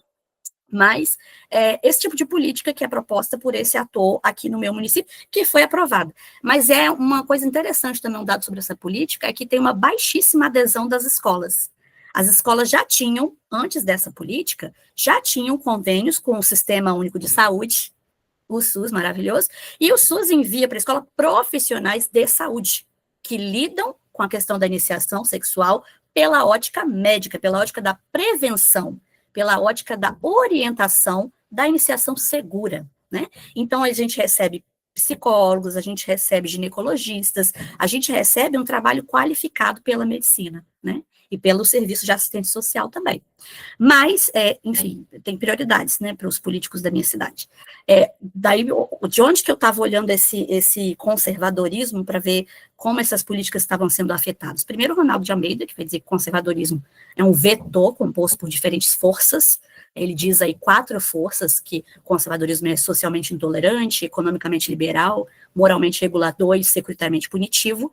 Mas muito semelhante ao conservadorismo conceituado pelo Ronaldo de Almeida é o do Guilherme de Almeida, o outro Almeida. O Guilherme vai falar com nomes diferentes, né? O Guilherme chama de aspectos de um novo homem, né, formado aí por uma moralidade conservadora, mas o que a gente está chamando de aspectos no Guilherme é muito igual ao que a gente está chamando de forças conservadoras lá no Almeida. Eles literalmente estão lendo o mesmo fenômeno, ainda que eles deram nomes diferentes. O Guilherme vai chamar de um campo de família e costumes, que é a mesma coisa que o campo moralmente regulador do Almeida, do Ronaldo. O campo da religiosidade, ali, com as questões de intolerância religiosa, é o campo socialmente intolerante do Ronaldo de Almeida. O campo da economia é o campo economicamente liberal do Ronaldo. E o campo de gestão do espaço público, com essa temática de militarização, é o campo securitariamente punitivo do Almeida. Então, eles que não têm nada a ver um com a vida do outro, mas eles estavam lendo o mesmo fenômeno, eles deram diferentes nomes, mas eles entenderam esses campos que compõem um conservadorismo em expansão. E se a gente joga para o Google aí, uma foto simples de uma época que Bolsonaro estava comemorando ali o 7 de setembro, no seu primeiro mandato, a gente enxerga, né, um campo militar, um campo religioso, um ator ali que representa esse discurso nada mediado contra as diversidades, e um outro ator que é a falácia meritocrática mesmo, aquela coisa bonita de eu era camelô e agora eu sou bilionário, não tem? Então, esses atores todos, eles representam, numa única foto, a gente consegue ver as parcerias ali das forças que Ronaldo de Almeida e que Guilherme de Almeida estão dizendo que compõem um conservadorismo. E quando a gente vê isso indo para a escola, né, chega na escola como isso? Olha, é socialmente tolerante porque você pode tocar qualquer música, menos o funk. A capoeira, não posso participar porque o pastor falou que é pecado, né? Pode orar na escola. Inclusive, a minha escola tem cultos evangélicos. Se as pessoas de matriz africana quisessem fazer, eu tenho certeza que elas enfrentariam algumas resistências. Oração só se for o Pai Nosso. Inclusive, é feita, assim, a revelia, assim, várias escolas têm, não só a minha. Religião afro não é muito legal para a comunidade. Eu estou dizendo para a escola não, porque tem lei desde 2003. Mas as famílias conservadoras da região já chegaram a invadir a escola e rasgar cartazes que estavam falando sobre matriz africana, religiões de matriz africana. Então, veja bem como é que a gente tem dificuldade de trabalhar em relações étnico-raciais. Aí também é uma força economicamente liberal, porque a gente está, aos poucos, substituindo gestão democrática, processos de eleição de diretor. Todo ano é uma escola mesmo. Isso a gente, no estado já não tem.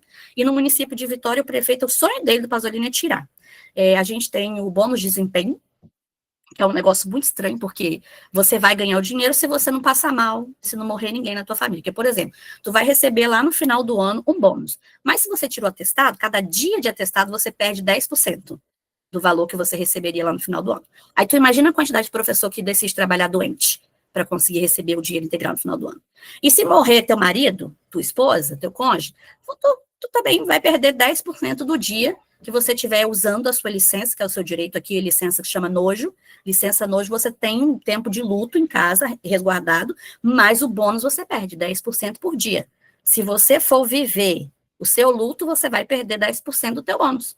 Então, veja bem como está chegando essas falácias neoliberais na escola e a desumanização dos professores. Reforma curricular foi feita, que é muito semelhante à reforma do ensino médio, teve uma coisa no município também com o ensino fundamental, que reduz história, geografia, sociologia, filosofia e acrescenta mais projeto de vida, porque assim, você, é claro, tem que trazer responsabilidade para o âmbito do indivíduo, né? os problemas sociais, é porque você não se planejou, ok? E lá em cima, a moralidade reguladora tem uma vigilância sobre o uniforme, sabe? Uma coisa mais sempre feminino, né? Ou a blusa tá transparente da menina, ou o short tá curto demais, os meninos podem andar de cueca sem camisa, tá tudo certo. As heteronormatividades, né, a questão do todes, jamais. Tem professora que respondeu processo, porque na abertura de uma palestra deu boas-vindas a todos, todas e todes, respondeu processo. Isso é totalmente proibido, esse discurso aqui, inclusivo aqui no município.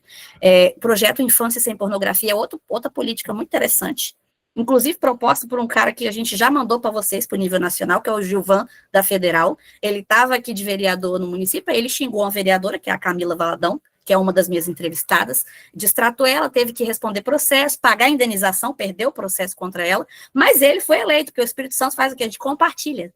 A gente gosta de compartilhar essas coisas com vocês no nível nacional. Aí ele fez o quê de novo? Foi xingar a Gleisi Hoffmann dessa vez, certo? E ele está suspenso agora, botaram ele no cantinho do pensamento, parece que ele chamou ela de vagabunda do caralho, alguma coisa muito delicada, assim, muito gentil, e aí ele está lá, de castigo, no cantinho do pensamento suspenso, mas o Espírito Santo entrega essa galera para você, a gente compartilha, a gente não guarda só para nós aqui em Vitória. E aí tem também o Eu Escolhi Esperar, que eu já tratei para vocês aqui, mais ou menos do que se trata. E, no fim das contas, a força securitamente punitiva tem a ver com militarizar as escolas. Por quê? A gente resolver esses problemas de gênero, de raça, de classe, militariza, porque aí acaba com os problemas que são considerados a indisciplina, né? Essa coisa do comunismo que vocês estão querendo implantar nas escolas, esse controle, né? Panótico aí de filma e denuncia os professores, tirar o Grêmio, gente, Grêmio Estudantil, que tem leis, tanto nacionais quanto estaduais para implementação, nas escolas estaduais quase não tem mais. Por quê? Porque estão implementando uma política, olha só a estratégia, a gente não está tirando o Grêmio, porque eles nem poderiam fazer isso, que é a legislação nacional, mas criaram uma tal de política de protagonista. Quem é que gerencia o protagonista? O diretor. O diretor é o chefe do comitê de jovens protagonistas. Então, a palavra final em qualquer decisão é do diretor. Eles contribuem, mas o diretor bate o martelo.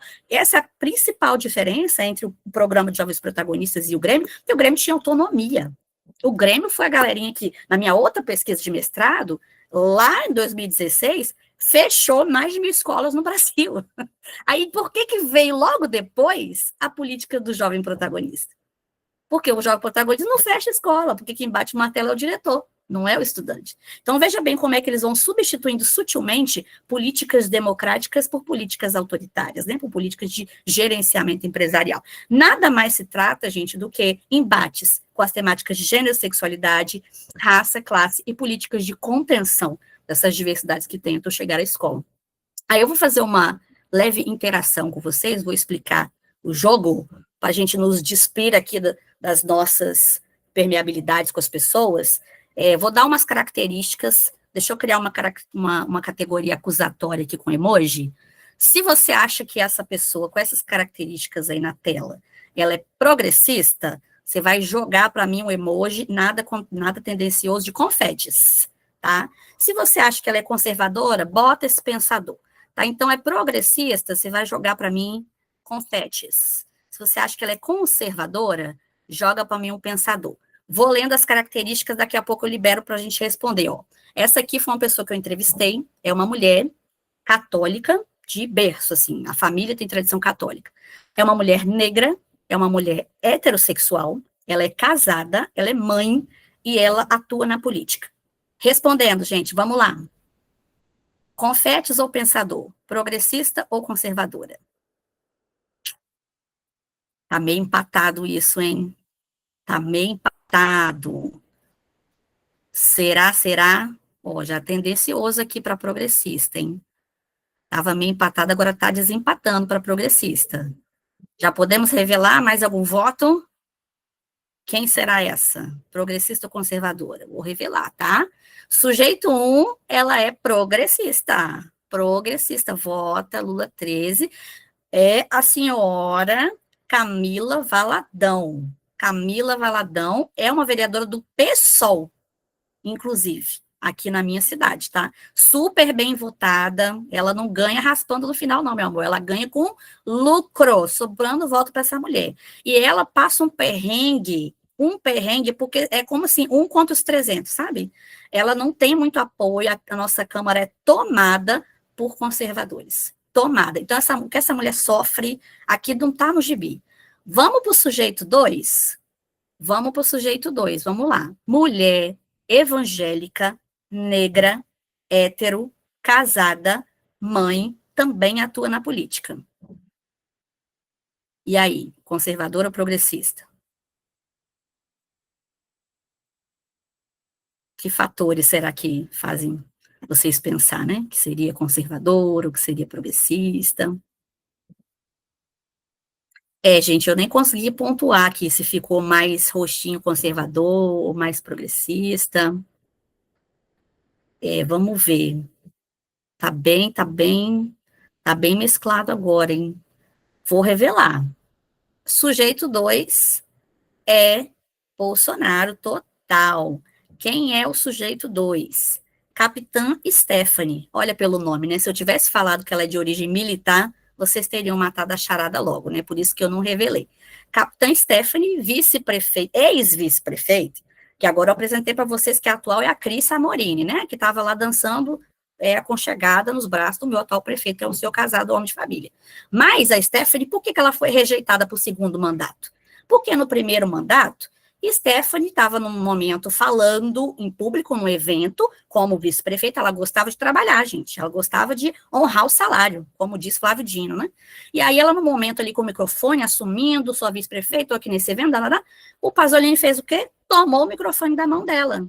Foi super ríspido, ela não gostou disso, ela se posicionou, ela foi jornais depois dizer que estava sendo desrespeitada, enfim, as pessoas perceberam que ficou um clima desagradável entre eles, aí ele arrumou outra pessoa que não vai pedir o microfone e que dança com ele nos eventos, que é a Cris Amorim, certo? Então a capitã Stephanie compôs a chapa no primeiro mandato dele, mas foi desconvidada para o segundo mandato, porque no caso ela estava querendo trabalhar, e lugar de mulher para pessoas conservadoras não é exatamente falando, né, gente? A gente tem que botar ali na chapa para poder também dar uma impressão de que a gente vai dar o espaço para a mulher, mas não quer dizer que a mulher tem que, enfim, vocês entenderam, né? A Stephanie não tinha entendido essa parte, porque vindo de trajetória, de tradição militar, ela tinha essa questão da autoridade, da autonomia, de se colocar, de se impor. E essa mulher evangélica, ela é uma coisa, olha só quantas camadas tem a capitã Stephanie. Uma mulher preta, que cresceu na periferia de um dos bairros mais pobres de Vitória, uma mulher evangélica, negra, olha quantas categorias entrecortam. Então, é óbvio que quando eu converso com Stephanie, ela tem camadas de conservadorismo, ela tem camadas de progressismo, ela faz algumas concessões. Vamos ver a terceira, gente? Como é que vocês vão voltar no sujeito 3? Mulher, novamente, religião espírita, indígena, hétero, solteira, sem filhos, professora. Votando, vamos lá. Progressista ou conservador? Progressista está ganhando por enquanto, hein? Ó, surgiu uma ali, conservador, progressista. O que será que torna, né, a perspectiva progressista? Mais votos para essa? Será quem será? Quem será? Vou revelar, hein? Sujeito 3, uma mulher conservadora. Uma mulher indígena, hétero, espírita, solteira, sem filhos, que falava assim durante as entrevistas. Não, tá tudo bem se os gays quiserem se casar, não tem problema. Mas lá eles têm que viver a vida dele privada. Não tem que fazer isso em público, não tem que expor isso para ninguém, não tem que ficar, sabe, a gente não tem que prejudicar as crianças. A gente não tem, como se houvesse esse mundo da infância que tem que ser protegido das diversidades, que devem existir no âmbito privado apenas. Para a esfera pública, negava a existência das diversidades. A pessoa faz o que ela quiser na vida íntima dela, mas não na esfera pública. A gente não pode prejudicar as crianças. Então, veja bem como isso chega para a escola, porque é uma professora, em exercício, em atividade. Vamos para o sujeito 4? Mulher, ateia, parda, bissexual, solteira, sem filhos, educadora. Já começaram os confetes já. O que será que tem ali nos confetes que faz pensar que essa está muito cheia de confete? Vamos revelar? De fato, vocês acertaram. Essa é progressista, Rafaela Machado, vereadora, foi candidata a vereadora que não ganhou, mas permanece envolvida na política, também pelo PSOL. Também pelo PSOL. Essa já foi hostilizada por nada além menos que o Gilvan da Federal, que é o mesmo que xingou a Camila, o mesmo que xingou a Gleisi Hoffmann, e quando ele ainda estava aqui de vereador, ele fez o quê? Rafaela é uma mulher que tem histórico de trabalhar as relações de gênero e sexualidade. Ela trabalha isso há muitos anos na prática docente. Um belo dia estava dando aula à mulher, e ela, como trabalha há muitos anos, ela é bem estruturada em termos de legislação que embasa o trabalho dela. Ela diz que no armário dela ela já tem uma maletinha que ela guarda todas as leis relacionadas, que se qualquer pessoa, aluno, família, político, pedagogo, quem for reclamar do assunto, ela já abre a maletinha dela, ela já vai esfregando a lei na cara das pessoas, que eu posso falar assim, que está escrito aqui que eu posso, está escrito aqui que eu posso, está escrito... E ela já anda armada nesse sentido. E mesmo assim, esse sujeito, Gilvan da Federal, invadiu a escola dela, sem ser convidado, sem pedir licença, invadiu a sala de aula para hostilizá-la, a partir de denúncias realizadas pelos estudantes, que é tipo assim, ela está trabalhando aqui de novo. Na ocasião, por curiosidade, né, caso vocês queiram saber o que essa mulher está fazendo lá dentro, né, essa mulher está fazendo, no mínimo, ali uma conversão, né? Vira gay agora, vira gay. Não era nada disso. Ela estava ali dando uma atividade que era de língua inglesa, e o currículo de língua inglesa envolve, que ela é professora de inglês, tá, gente? Tem sim. Envolve as datas comemorativas das outras culturas de língua inglesa, e ela estava comemorando o Dia do Orgulho Gay a partir daquele texto, né? Não é que ela estava fazendo uma festa na sala. Ela leu um texto com eles e fez uma interpretação de texto que trabalhava conteúdos ali, descritores, objetivos de aprendizagem gramaticais, de sintaxe, tá? Dentro daquele texto. E foi um absurdo o assunto ter sido a comemoração do Dia do Orgulho Gay nos Estados Unidos. Só o assunto ter falado. Não é que ela estava fazendo perguntas sobre sexualidade. Ela estava fazendo perguntas focadas no tema da língua inglesa, baseado num texto que conta a história de uma festa que acontece naquele país de falante de língua inglesa. Isso foi suficiente. Abatinada, foi parar no jornal, fizeram um protesto na rua em defesa dela depois, moveu movimentos sociais, foi parar no Ministério Público, ela teve ganho de causa, inclusive, a Secretaria de Educação se posicionou ao lado da professora em defesa dela, um milagre, tá? Mas foi, porque justamente ela tinha um trabalho legalmente embasado. Mas olha como o professor tem que sofrer, olha como o professor tem que sofrer para poder fazer o mínimo que a lei já disse que ele está no direito dele de fazer. Olha como é que as censuras conservadoras, elas surtem efeitos que independem das legislações. São efeitos que eu vou chamar na minha pesquisa depois de ilocucionários, né? Elas estão nos discursos, elas não estão no discurso escrito na letra da lei, né? Elas estão nos discursos que circulam entre os sujeitos e que modificam a fala dos professores, né? Eu vou trazer algumas falinhas sobre questões que a gente conversou, não vou ler todas, papel da educação. Tem alguns professores que citam Freire, Marx, que fazem, professores progressistas que eu entrevistei, gente que tinha, aí o Madison Moro, por exemplo, 30 anos de experiência na educação básica, Daniel, 32. Então, a gente já está 3 décadas fazendo isso, né, fazendo escola. Essa galerinha, eles falam uma concepção de educação mais demarcada academicamente, né? Quando você pergunta para outros, né, que atuam na política, que é a Camila Valadão, a Carla Cose, eles pensam mais naqueles objetivos de educação que é formar para o trabalho, que é formar o cidadão crítico, que a escola também é um lugar de acolhimento, mas de reflexão contra a própria organização, que é um lugar de crítica. Quando você pergunta qual é o papel da educação para conservadores, e aí eu usei nomes fictícios aqui a pedido, né, da professora Madeleine, da professora Paula, já pega um tom de moralidade ali, ó, na verdades e virtudes. Verdades e virtudes é o papel da educação. Olha que concepção moralizante, né? E depois você descobrir ali na pauta de Madeleine, que é para você descobrir habilidades para direcionar sua vida profissional. Então, já é uma concepção que filtra uma formação direcionada para o mercado de trabalho.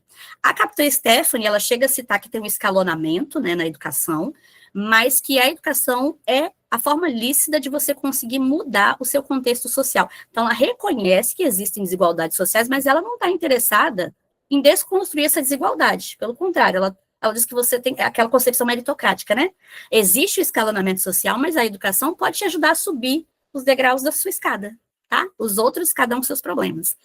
Quando a gente pergunta para essas pessoas se tem forças conservadoras constituindo políticas educacionais, como a BNCC, novo ensino médio, a militarização, homeschool, escola sem partido, eu escolhi esperar, infância, várias políticas que eu discuti com eles, eles começaram a dizer que sim, tem a ver com conservadorismo, mas veja como eles colocam assim, dentro do que as pessoas consideram como conservadorismo.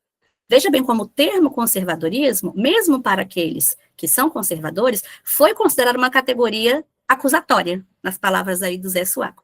Uma categoria que serviu para mim, assim como o bolsonarismo servia inicialmente para a Luciana, mas que não era uma categoria com que as pessoas estavam a fim de se identificar. Aí teve uma outra que a Madeleine já fala assim, ó, a esquerda criou esse estereótipo conservador. Porque assunto de sexualidade estão chegando mais cedo à escola, muito cedo à escola. Se a criança vai ser gay ou não é coisa para o futuro. Olha bem como coloca o conservadorismo como uma coisa que a esquerda fez. Eu não sou isso aí é o nome que estão querendo me dar. Mas já teve outra professora, que é a Melissa, que achou lindo o termo. Conservador é andar na contramão, é estar ligado na família tradicional, que é pai, mãe e seus filhos. É olhar para a área biológica e não há concepção se não for pela tradição. Uma coisa é eu ter a minha opinião, outra coisa é rotular, ou seja, para ela estar tudo bem, ela negar a existência das diversidades, desde que eu não chegue a agredir verbalmente as diversidades, ela coloca esse limite aí. Quando você pergunta também para outras pessoas progressistas, eles vão pontuar de forma um pouco mais crítica até, olha só como é que o termo conservador, ele foi pejorativo para os conservadores, e ele significou pouco, é como se estivesse passando pano, quando eu uso conservador diante dos progressistas, ele fala que isso é pouco. Conservadorismo não dá conta, eles são radicais. Essas políticas não são conservadoras, elas são áreas. Olha como é que para os progressistas o termo também não servia. Para os progressistas eu estava falando pouco, isso aí é pouco, isso aí não dá conta. Isso aí, eles são reacionários, são mais do que conservadores, são reacionários. E para os conservadores também não serve, porque isso é o que o progressista me xinga, eu não sou isso aí. Então, olha só como é que eu tive bastante dificuldade de ir delimitando termos que conseguisse agradar a todos no meio do caminho. E a literatura teve que me ajudar bastante com isso. Então, veja bem o que Paula fala sobre o avanço conservador. Começa uma parte da sociedade e vai para a política e se torna uma política pública. É uma relação de causa e consequência. Na verdade, os brasileiros são bastante conservadores. Temos uma esquerda mais organizada, a direita é meio bagunçada. Gente liberal, gente religiosa, uma coisa meio confusa. A direita fala coisas que as pessoas já acreditam, pensam assim. Por isso o conservadorismo tomou um fôlego. Antigamente a esquerda era diferente, hoje tem a esquerda identitária, vários movimentos que as pessoas estão receosas de onde isso vai parar. Como a terceira onda do feminismo, em que a gente nem sabe mais dizer o que é mulher. Então, parece um experimento social, eu não quero participar disso. As políticas conservadoras vão frear um pouco essas coisas ideológicas, que a esquerda quer dar um passo maior do que a perna. Enquanto eu estava falando de luta de classe, as pessoas até entendiam. Agora está ficando muito confuso, as pessoas estão com medo. As pessoas começaram a ficar com sede de políticas públicas para tomar as rédeas da educação dos seus filhos, de viver sua vida, de seu futuro também, de viver sua vida sem ser obrigado a aceitar determinadas ideias. Então, essa é uma conversa muito difícil da gente estabelecer. Os conservadores falam o tempo inteiro sobre as temáticas de gênero e sexualidade, que estão sendo levadas muito, eles dizem, de forma muito precoce, desde a primeira infância. O número de gestantes na minha escola está dizendo o contrário, porque se a gente tivesse falando o suficiente, elas não estavam grávidas nessa idade. E tem uma que até defendeu aqui, Eu Escolhi Esperar, dizendo que, quando fala de castidade, ali do Eu Escolhi Esperar, não está falando de Bíblia, está falando de problema de saúde pública, que não era mesmo para iniciação sexual, tem que fazer mesmo a castidade, tá? Porque isso vai ajudar, sim, a impedir a gestação precoce. Tem um monte de outras contribuições aqui do professor, agora são as pessoas mais progressistas aqui falando sobre como o conservadorismo afeta as políticas educacionais. A gente consegue, né, depois também, se vocês quiserem, a gente compartilhar, dar acesso à minha tese para conseguir ler no todo essas entrevistas. Não, eu até publiquei um artigo também sobre isso, que aí já é mais resumido, só sobre esses discursos, vou compartilhar depois com vocês. Como que as pessoas pensam e se preocupam muito com gênero e sexualidade. Capitã Stephanie, por incrível que pareça, que é conservadora, né, evangélica, militar, disse que pode falar de gênero e sexualidade desde a educação infantil, mas como metodologia de prevenção contra abusos sexuais. Ela diz ainda assim, não estou promovendo a homossexualidade, as pessoas podem ser o que quiser, porque Deus te dá a liberdade, inclusive, de ir para o inferno. Então, tem uma demarcação aí, vamos falar. Mas nós estamos falando no sentido da prevenção, não estou falando de diversidade sexual. A outra professora de nome fictício, a Paula, fala que isso tem que ser tratado só na família. Sexualidade é uma Melissa, só no sentido de prevenção e gravidez. Gênero é só feminino e masculino. Se começar a falar de binário, não binário, isso é só para a família. E a Madeleine, também nome fictício, diz que é só para o ensino médio, quando o estudante já se decidiu. Vocês entenderam, decidiu, né? Rafaela Machado, olha só que interessante, progressista do PSOL, que só tem que falar isso no ensino fundamental em diante. Não recomenda para a educação infantil. Olha que interessante, todos os outros progressistas disseram que pode falar desde a educação infantil. A Rafaela não. Quem foi a única hostilizada sobre isso? A Rafaela. Olha como é que essas práticas, por mais que ela ganhou, que ela foi para a justiça, teve... Olha como é que as pessoas vão cansando. Olha como é que as pessoas vão cedendo às pressões. Todos os progressistas defendem que religião é um tema bem-vindo na escola. Olha só, porque é um tema que é um tema cultural que foi produzido pela humanidade. Como tema cultural, você não vai evangelizar ninguém, mas você vai apresentar isso como conhecimento de mundo. A capitã Stephanie, que é cristã, acha que não. Os ateus, progressistas ateus, acham que sim, pode falar de religião na escola. A Stephanie, cristã, não. Porque você pode ser abusivo com uma outra religião. Eu estava preocupada daquela coisa, né, de explicar, talvez vai pregar sobre uma fé diferente da concepção familiar. E ela acha que não deve falar. Professora católica lhe defendeu que era só para a família, e outras católicas espírita acham que é legal sim, conservadoras, e fizeram coro aqui com os progressistas. Melissa Madeleine fazendo coro com os progressistas ateus, que sim, é legal conhecer religiões, desde que no ensino fundamental e médio, não discutir isso com a educação infantil. Política partidária pode? Só no ensino médio. Só no ensino médio. E olha para quê? Para discutir voto eletrônico, voto no papel, porque os Estados Unidos usam urna eletrônica, né? Olha o argumento. E nós aqui, por que a gente usa papel? Qual dos dois que é seguro, né? Fica aí o questionamento para vocês nessa tarde. A outra dizendo que é só no ensino médio para a história dos partidos políticos, ó. É conservadora, mas acha legal trabalhar a história dos partidos políticos. A outra conservadora, desde que se trabalha com imparcialidade, legal. Melissa, o tema, que é conservadora também, o tema não é adequado para lugar nenhum, de nenhuma turma, de escola nenhuma, não é falar de política na escola.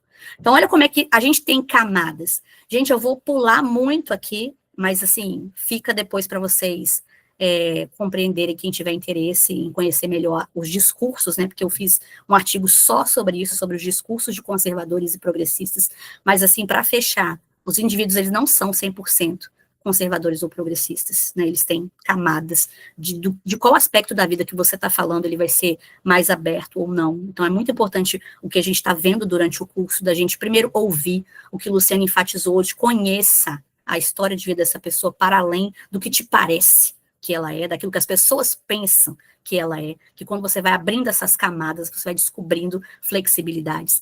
E existem conflitos que a gente consegue conciliar através dessa estratégia de encontrar que similaridades nós temos com eles. Ao longo dessa pesquisa toda, eu tive várias dificuldades com agendamento. Eles cancelavam, olha, o Davi Ismael foi um que fez muita hora com a minha cara, porque ele agendava, chegava no dia, ele cancelava. E sem dar satisfação nenhuma. E para mim era super difícil fazer pesquisa, porque eu tinha que agendar uma folga na minha escola, eu tinha que perder parte do meu bônus, olha que legal, né? 10% com essa folga. E eu ficava agendando, gastando meus TRS, as minhas folgas de trabalho eleitoral, à toa. Que eu agendava, vou lá conversar com ele, chegava lá e ficava de cara. Isso tanto no presencial quanto online, eu fiz várias estratégias, mas tinha uns conservadores, principalmente fiz o que progressistas, não fez isso comigo, não. Os conservadores faziam isso, parece que eles estavam tentando mesmo prejudicar o andamento da minha pesquisa. Então, alguns deles, né, eu fui até recomendada por outros colegas políticos, não faça entrevista com ele, que ele não vai te entrevistar. Ele está te atrapalhando de propósito, entendeu? Então, rolou isso também. Então, a gente teve que, porque a Luciana falou que hoje também, estabelecer limites, né, respeitar o campo, estabelecer limites. Esse sim, esse não. Várias e várias diferenças, né, entre nós foram impedimentos, e eu tive que fazer principalmente, tem gente que não gosta da técnica bola de neve, né, tem suas críticas, mas foi o que deu certo, foi eu conseguir esse, me indica outro, me indica outro, me indica outro, e deu uma variedade muito interessante. Vocês puderam ver aqui, por exemplo, eu peguei só 4. Vocês viram como elas vieram de religiões diferentes, elas trabalham com etapas diferentes, são 2 da educação, 2 da política, elas são casadas, solteiras, então assim, eu consegui uma variedade interessante, e eu fiz muito essa flexibilidade onde eu vou conversar com essas pessoas. Tive que traçar como estratégia ali. Eles tiveram muita desconfiança sobre o uso dos dados, medo de exposição, ridicularização. Aí eu fiz o quê? Eu mandei as perguntas com antecedência, deixei as perguntas o mais abertas possível, a gente foi negociando ali na hora os caminhos para chegar até a resposta, a gente não ia tão com sede ao pote, como a Luciana falou, que não chega assustando, né? Vai conversando primeiro, a gente estabelece essa conversa a partir de uma empatia crítica, eu não tenho interesse em concordar com eles, nem eles comigo, mas de eu compreender como pesquisadora como foi composto o pensamento dele, e de disponibilizar depois da pesquisa o trabalho completo, que é para ele ter certeza de que uso eu fiz daquele dado. Tá aqui, ó, foi esse o resultado. E aí uma outra coisa que eu peguei também, foi essa coisa às vezes alguém não queria conversar comigo, mas eles conversavam com outra pessoa, eles davam entrevista para outra pessoa que é do interesse dele. Então, eu fui captar esse posicionamento político em relação a essas políticas públicas, que eles deram entrevista para outras pessoas, e eu usava aquilo, eu usava como referência, certo? Então, às vezes, o seu ator não quer falar com você, mas não quer dizer que ele não fala com ninguém. Ele fala na rede social, ele emite parecer, ele emite nota de repúdio, ele emite nota técnica, ele emite um artigo, se ele for um acadêmico. Ele publica o seu discurso em outros documentos. Então, acho que um grande achado que eu tive que fazer, é quando eu queria muito saber a opinião de uma pessoa, eu olhava onde ela colocou essa opinião, mesmo quando ela não quis dar para mim. Para alguém, ela deu. Eles falam. Eles escolhem com quem eles vão falar. Gente, do meu trabalho, acho que foi isso. Tem 2 videozinhos que eu queria passar para vocês, que aí são as contribuições do Ronaldo e da Camila, que eu acho que vale muito a pena. A Camila, especialista em direito, tá? Principalmente nova direita, ela foi pesquisar o Instituto Atlas, assim, ela entrou com eles e ficou trabalhando lá com eles durante a pesquisa dele, então ela fez uma pesquisa etnográfica, assim, imersa, de dentro do Instituto.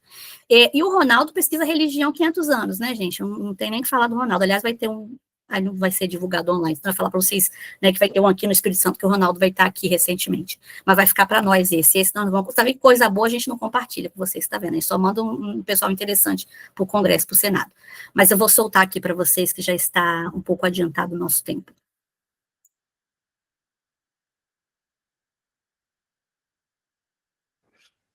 Olha, então, quando eu iniciei o doutorado, na verdade, a minha ideia era fazer uma pesquisa comparativa entre a atuação de think tanks, então, assim, a pesquisa que eu ia fazer era muito mais baseada em análises documentais, em, né, discursos, assim, da internet, enfim, não estava previsto a realização de entrevistas, né, ou mesmo uma abordagem mais etnográfica, né, que foi o que acabou se tornando, assim. Então, na verdade, quem me recomendou muito fortemente ir atrás de fontes primárias, né, para análise que eu queria fazer, documental, foi o meu orientador na época, né, o professor Adriano, da USP, da Ciência Política da USP, e aí foi bom, tudo bem, né? E aí foi aí que eu fui, então, para o Rio de Janeiro, que era, né, a cidade que abrigava esse instituto, né, que é o Instituto Liberal, que eu ia atrás dos arquivos, né, dos documentos, porque o Instituto Liberal é o instituto mais antigo no Brasil de difusão de ideias relacionadas ao liberalismo econômico, né, que também, enfim, pode ser interpretado como neoliberalismo, né? Então, eu fui para o Rio de Janeiro, e aí lá eu tentei, né, fazer contato com o Bernardo Santoro, que na época era diretor do Instituto, quem era presidente do Instituto era o Rodrigo Constantino, e isso era 2015 já, então, já, assim, o país estava já, né, bastante dividido politicamente, né, estava aquele, né, clima antipetista bem forte, assim, né, na sociedade, enfim, tinha as mobilizações, né, pelo impeachment da Dilma, tudo isso, então, estava bastante carregado, assim, o clima, e aí eu imaginei, né, que pudesse dar enfim, gerar alguma tensão, né, o fato, porque, assim, qualquer pessoa que olhasse meu Lattes ia perceber que, muito provavelmente, eu era uma pessoa, né, de esquerda, ou progressista, enfim, que não era de direita, porque eu tinha sido orientada pelo professor André Singer, no mestrado, né, que é um intelectual bastante conhecido, ligado ao Partido dos Trabalhadores. Então, enfim, eu achei que isso já, por si só, já ia dificultar, né, meu acesso ao instituto. E, enfim, eu insisti bastante, no final consegui, né, conversar com o Bernardo, que era diretor do instituto. E aí eu fui bem, né, ele me perguntou, assim, logo de cara, falou, você não é de direito? Eu falei, não, né, não sou liberal. Acho que na época ele não usou a palavra direito, sou liberal, né, que ainda era, não se usava tanto, assim, de forma tão explícita. Eu falei, não, e contei e fui honesta, né, fui transparente, assim, sobre a minha atuação, né, sobre não só minha atuação na academia, mas também, enfim, minha posição política, mas o que eu falei para ele, eu falei, olha, eu quero fazer uma pesquisa séria, né, e por isso justamente que eu estou procurando vocês, eu não quero, se fosse para escrever um panfleto político, eu não estava aqui, né, fazendo pesquisa, eu escrevi o panfleto. E, então, eu acho que essa transparência, né, em relação à minha trajetória, minha atuação, foi, na verdade, o que facilitou a minha aproximação, né, com o diretor do centro, né, o Bernardo, e mesmo com as outras pessoas que trabalhavam lá na época, e acabou que, enfim, a partir dessa análise documental, que eu ficava lá, né, indo para analisar os documentos, eu comecei a fazer entrevistas, e aí comecei, né, a fazer esse método bola de neve, e é isso, do ponto de vista ético, eu sempre, né, tive essa partir desse, vamos dizer assim, dessa ideia de sempre, né, sempre ser o mais transparente possível, né, a respeito do tipo de pesquisa que eu estava fazendo, da minha trajetória, da minha atuação, né, sempre que as pessoas perguntassem, e porque isso realmente gerava uma confiança, né, das pessoas em relação ao trabalho que eu estava desenvolvendo, e em relação ao consentimento, né, das entrevistas, eu acho que sempre foi bem tranquilo, assim, porque eu sempre fiz consentimento oral, né, então, por exemplo, agora a gente está gravando, né, então eu sempre explicava o que era a pesquisa, né, e a pessoa oralmente concordava, né, porque eu sempre, enfim, gravava em áudio, né, eu gravava em vídeo, e todas as entrevistas que eu fiz, né, quase todas, com exceção de uma, eu usei os nomes mesmo, né, das pessoas que foram entrevistadas, então isso tudo era consentido, e a única pessoa que pediu para eu, né, que eu achei melhor resguardar a identidade era um funcionário do instituto que eu entrevistei, e que aí sim ele não era, né, uma personagem, vamos dizer assim, mais pública, e aí eu não identifiquei, né, ele. Mas eu acho que depois, nas pesquisas posteriores que eu fiz, também seguia esse mesmo procedimento, assim, né, então sempre são entrevistas também, né, gravadas nesse formato que a gente está fazendo, inclusive, né, no Google Meet, etc., e sempre com consentimento oral, né, e aí, porque eu acho que isso é importante, é uma coisa legal para quem faz pesquisa, porque o que acontece? Se você, a não ser que a entrevista realmente tenha apresente um risco ético, alguma coisa assim, né, muito importante, eu acho que o consentimento oral, gravado, né, enfim, explícito e tal, é uma coisa que ajuda muito a, vamos dizer assim, é uma forma mais rápida, né, de você fazer isso, sabe? Porque, imagina, hoje, por exemplo, eu entrevisto uma quantidade muito grande de pessoas. Se eu fosse fazer todo mundo assinar um termo de responsabilidade, tarará, tarará, e fora que tem muitas pessoas no Brasil que têm dificuldade em leitura, escrita, interpretação, né? Então tem isso também. Então eu acabei adotando essa forma, né, de consentimento oral em todas as entrevistas que eu faço, por conta disso, assim, porque eu também acho que, inclusive, para a própria pessoa é mais seguro, porque eu tenho certeza absoluta de que ela entendeu, né, o que é a pesquisa, né, para que serve a entrevista, tal, e, né, sempre fico à disposição de... E acho que tem uma coisa importante, por último, de ética, que também se perguntou,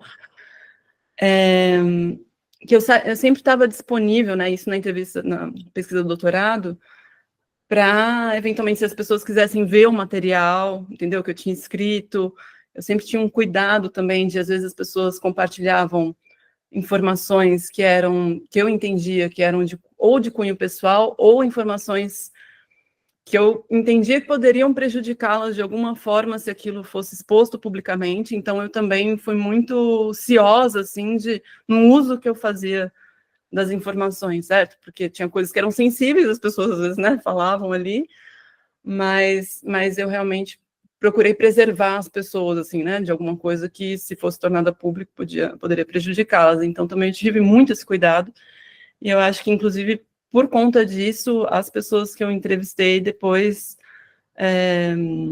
enfim, ficaram muito felizes com o resultado do trabalho, né, não só da tese, mas principalmente do livro que eu escrevi depois, porque eu tive esse cuidado muito grande, né, com todos os meus entrevistados, acho que isso é importante dizer.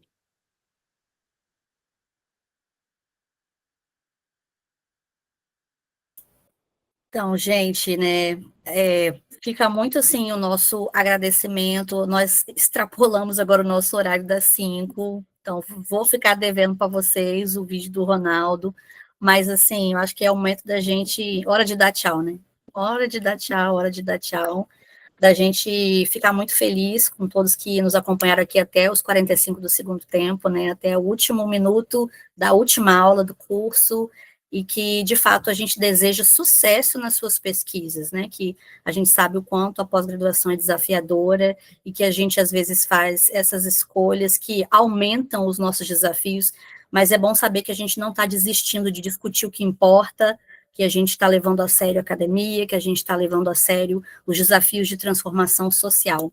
Então, a gente agradece muito a presença de vocês conosco aqui até esse último minuto. É até triste terminar, né, gente? Mas, ó, beijão, beijão, beijão, de fato, para todos vocês. Obrigada, Dani. Tchau, pessoal. Foi incrível. Até a próxima. E encerrando aí com essa super aula da Dani, que foi fantástica. Dá vontade de ficar mais 2 horas aqui, né? Muita coisa. Que coisa boa. Obrigada, gente. Um beijo, galera.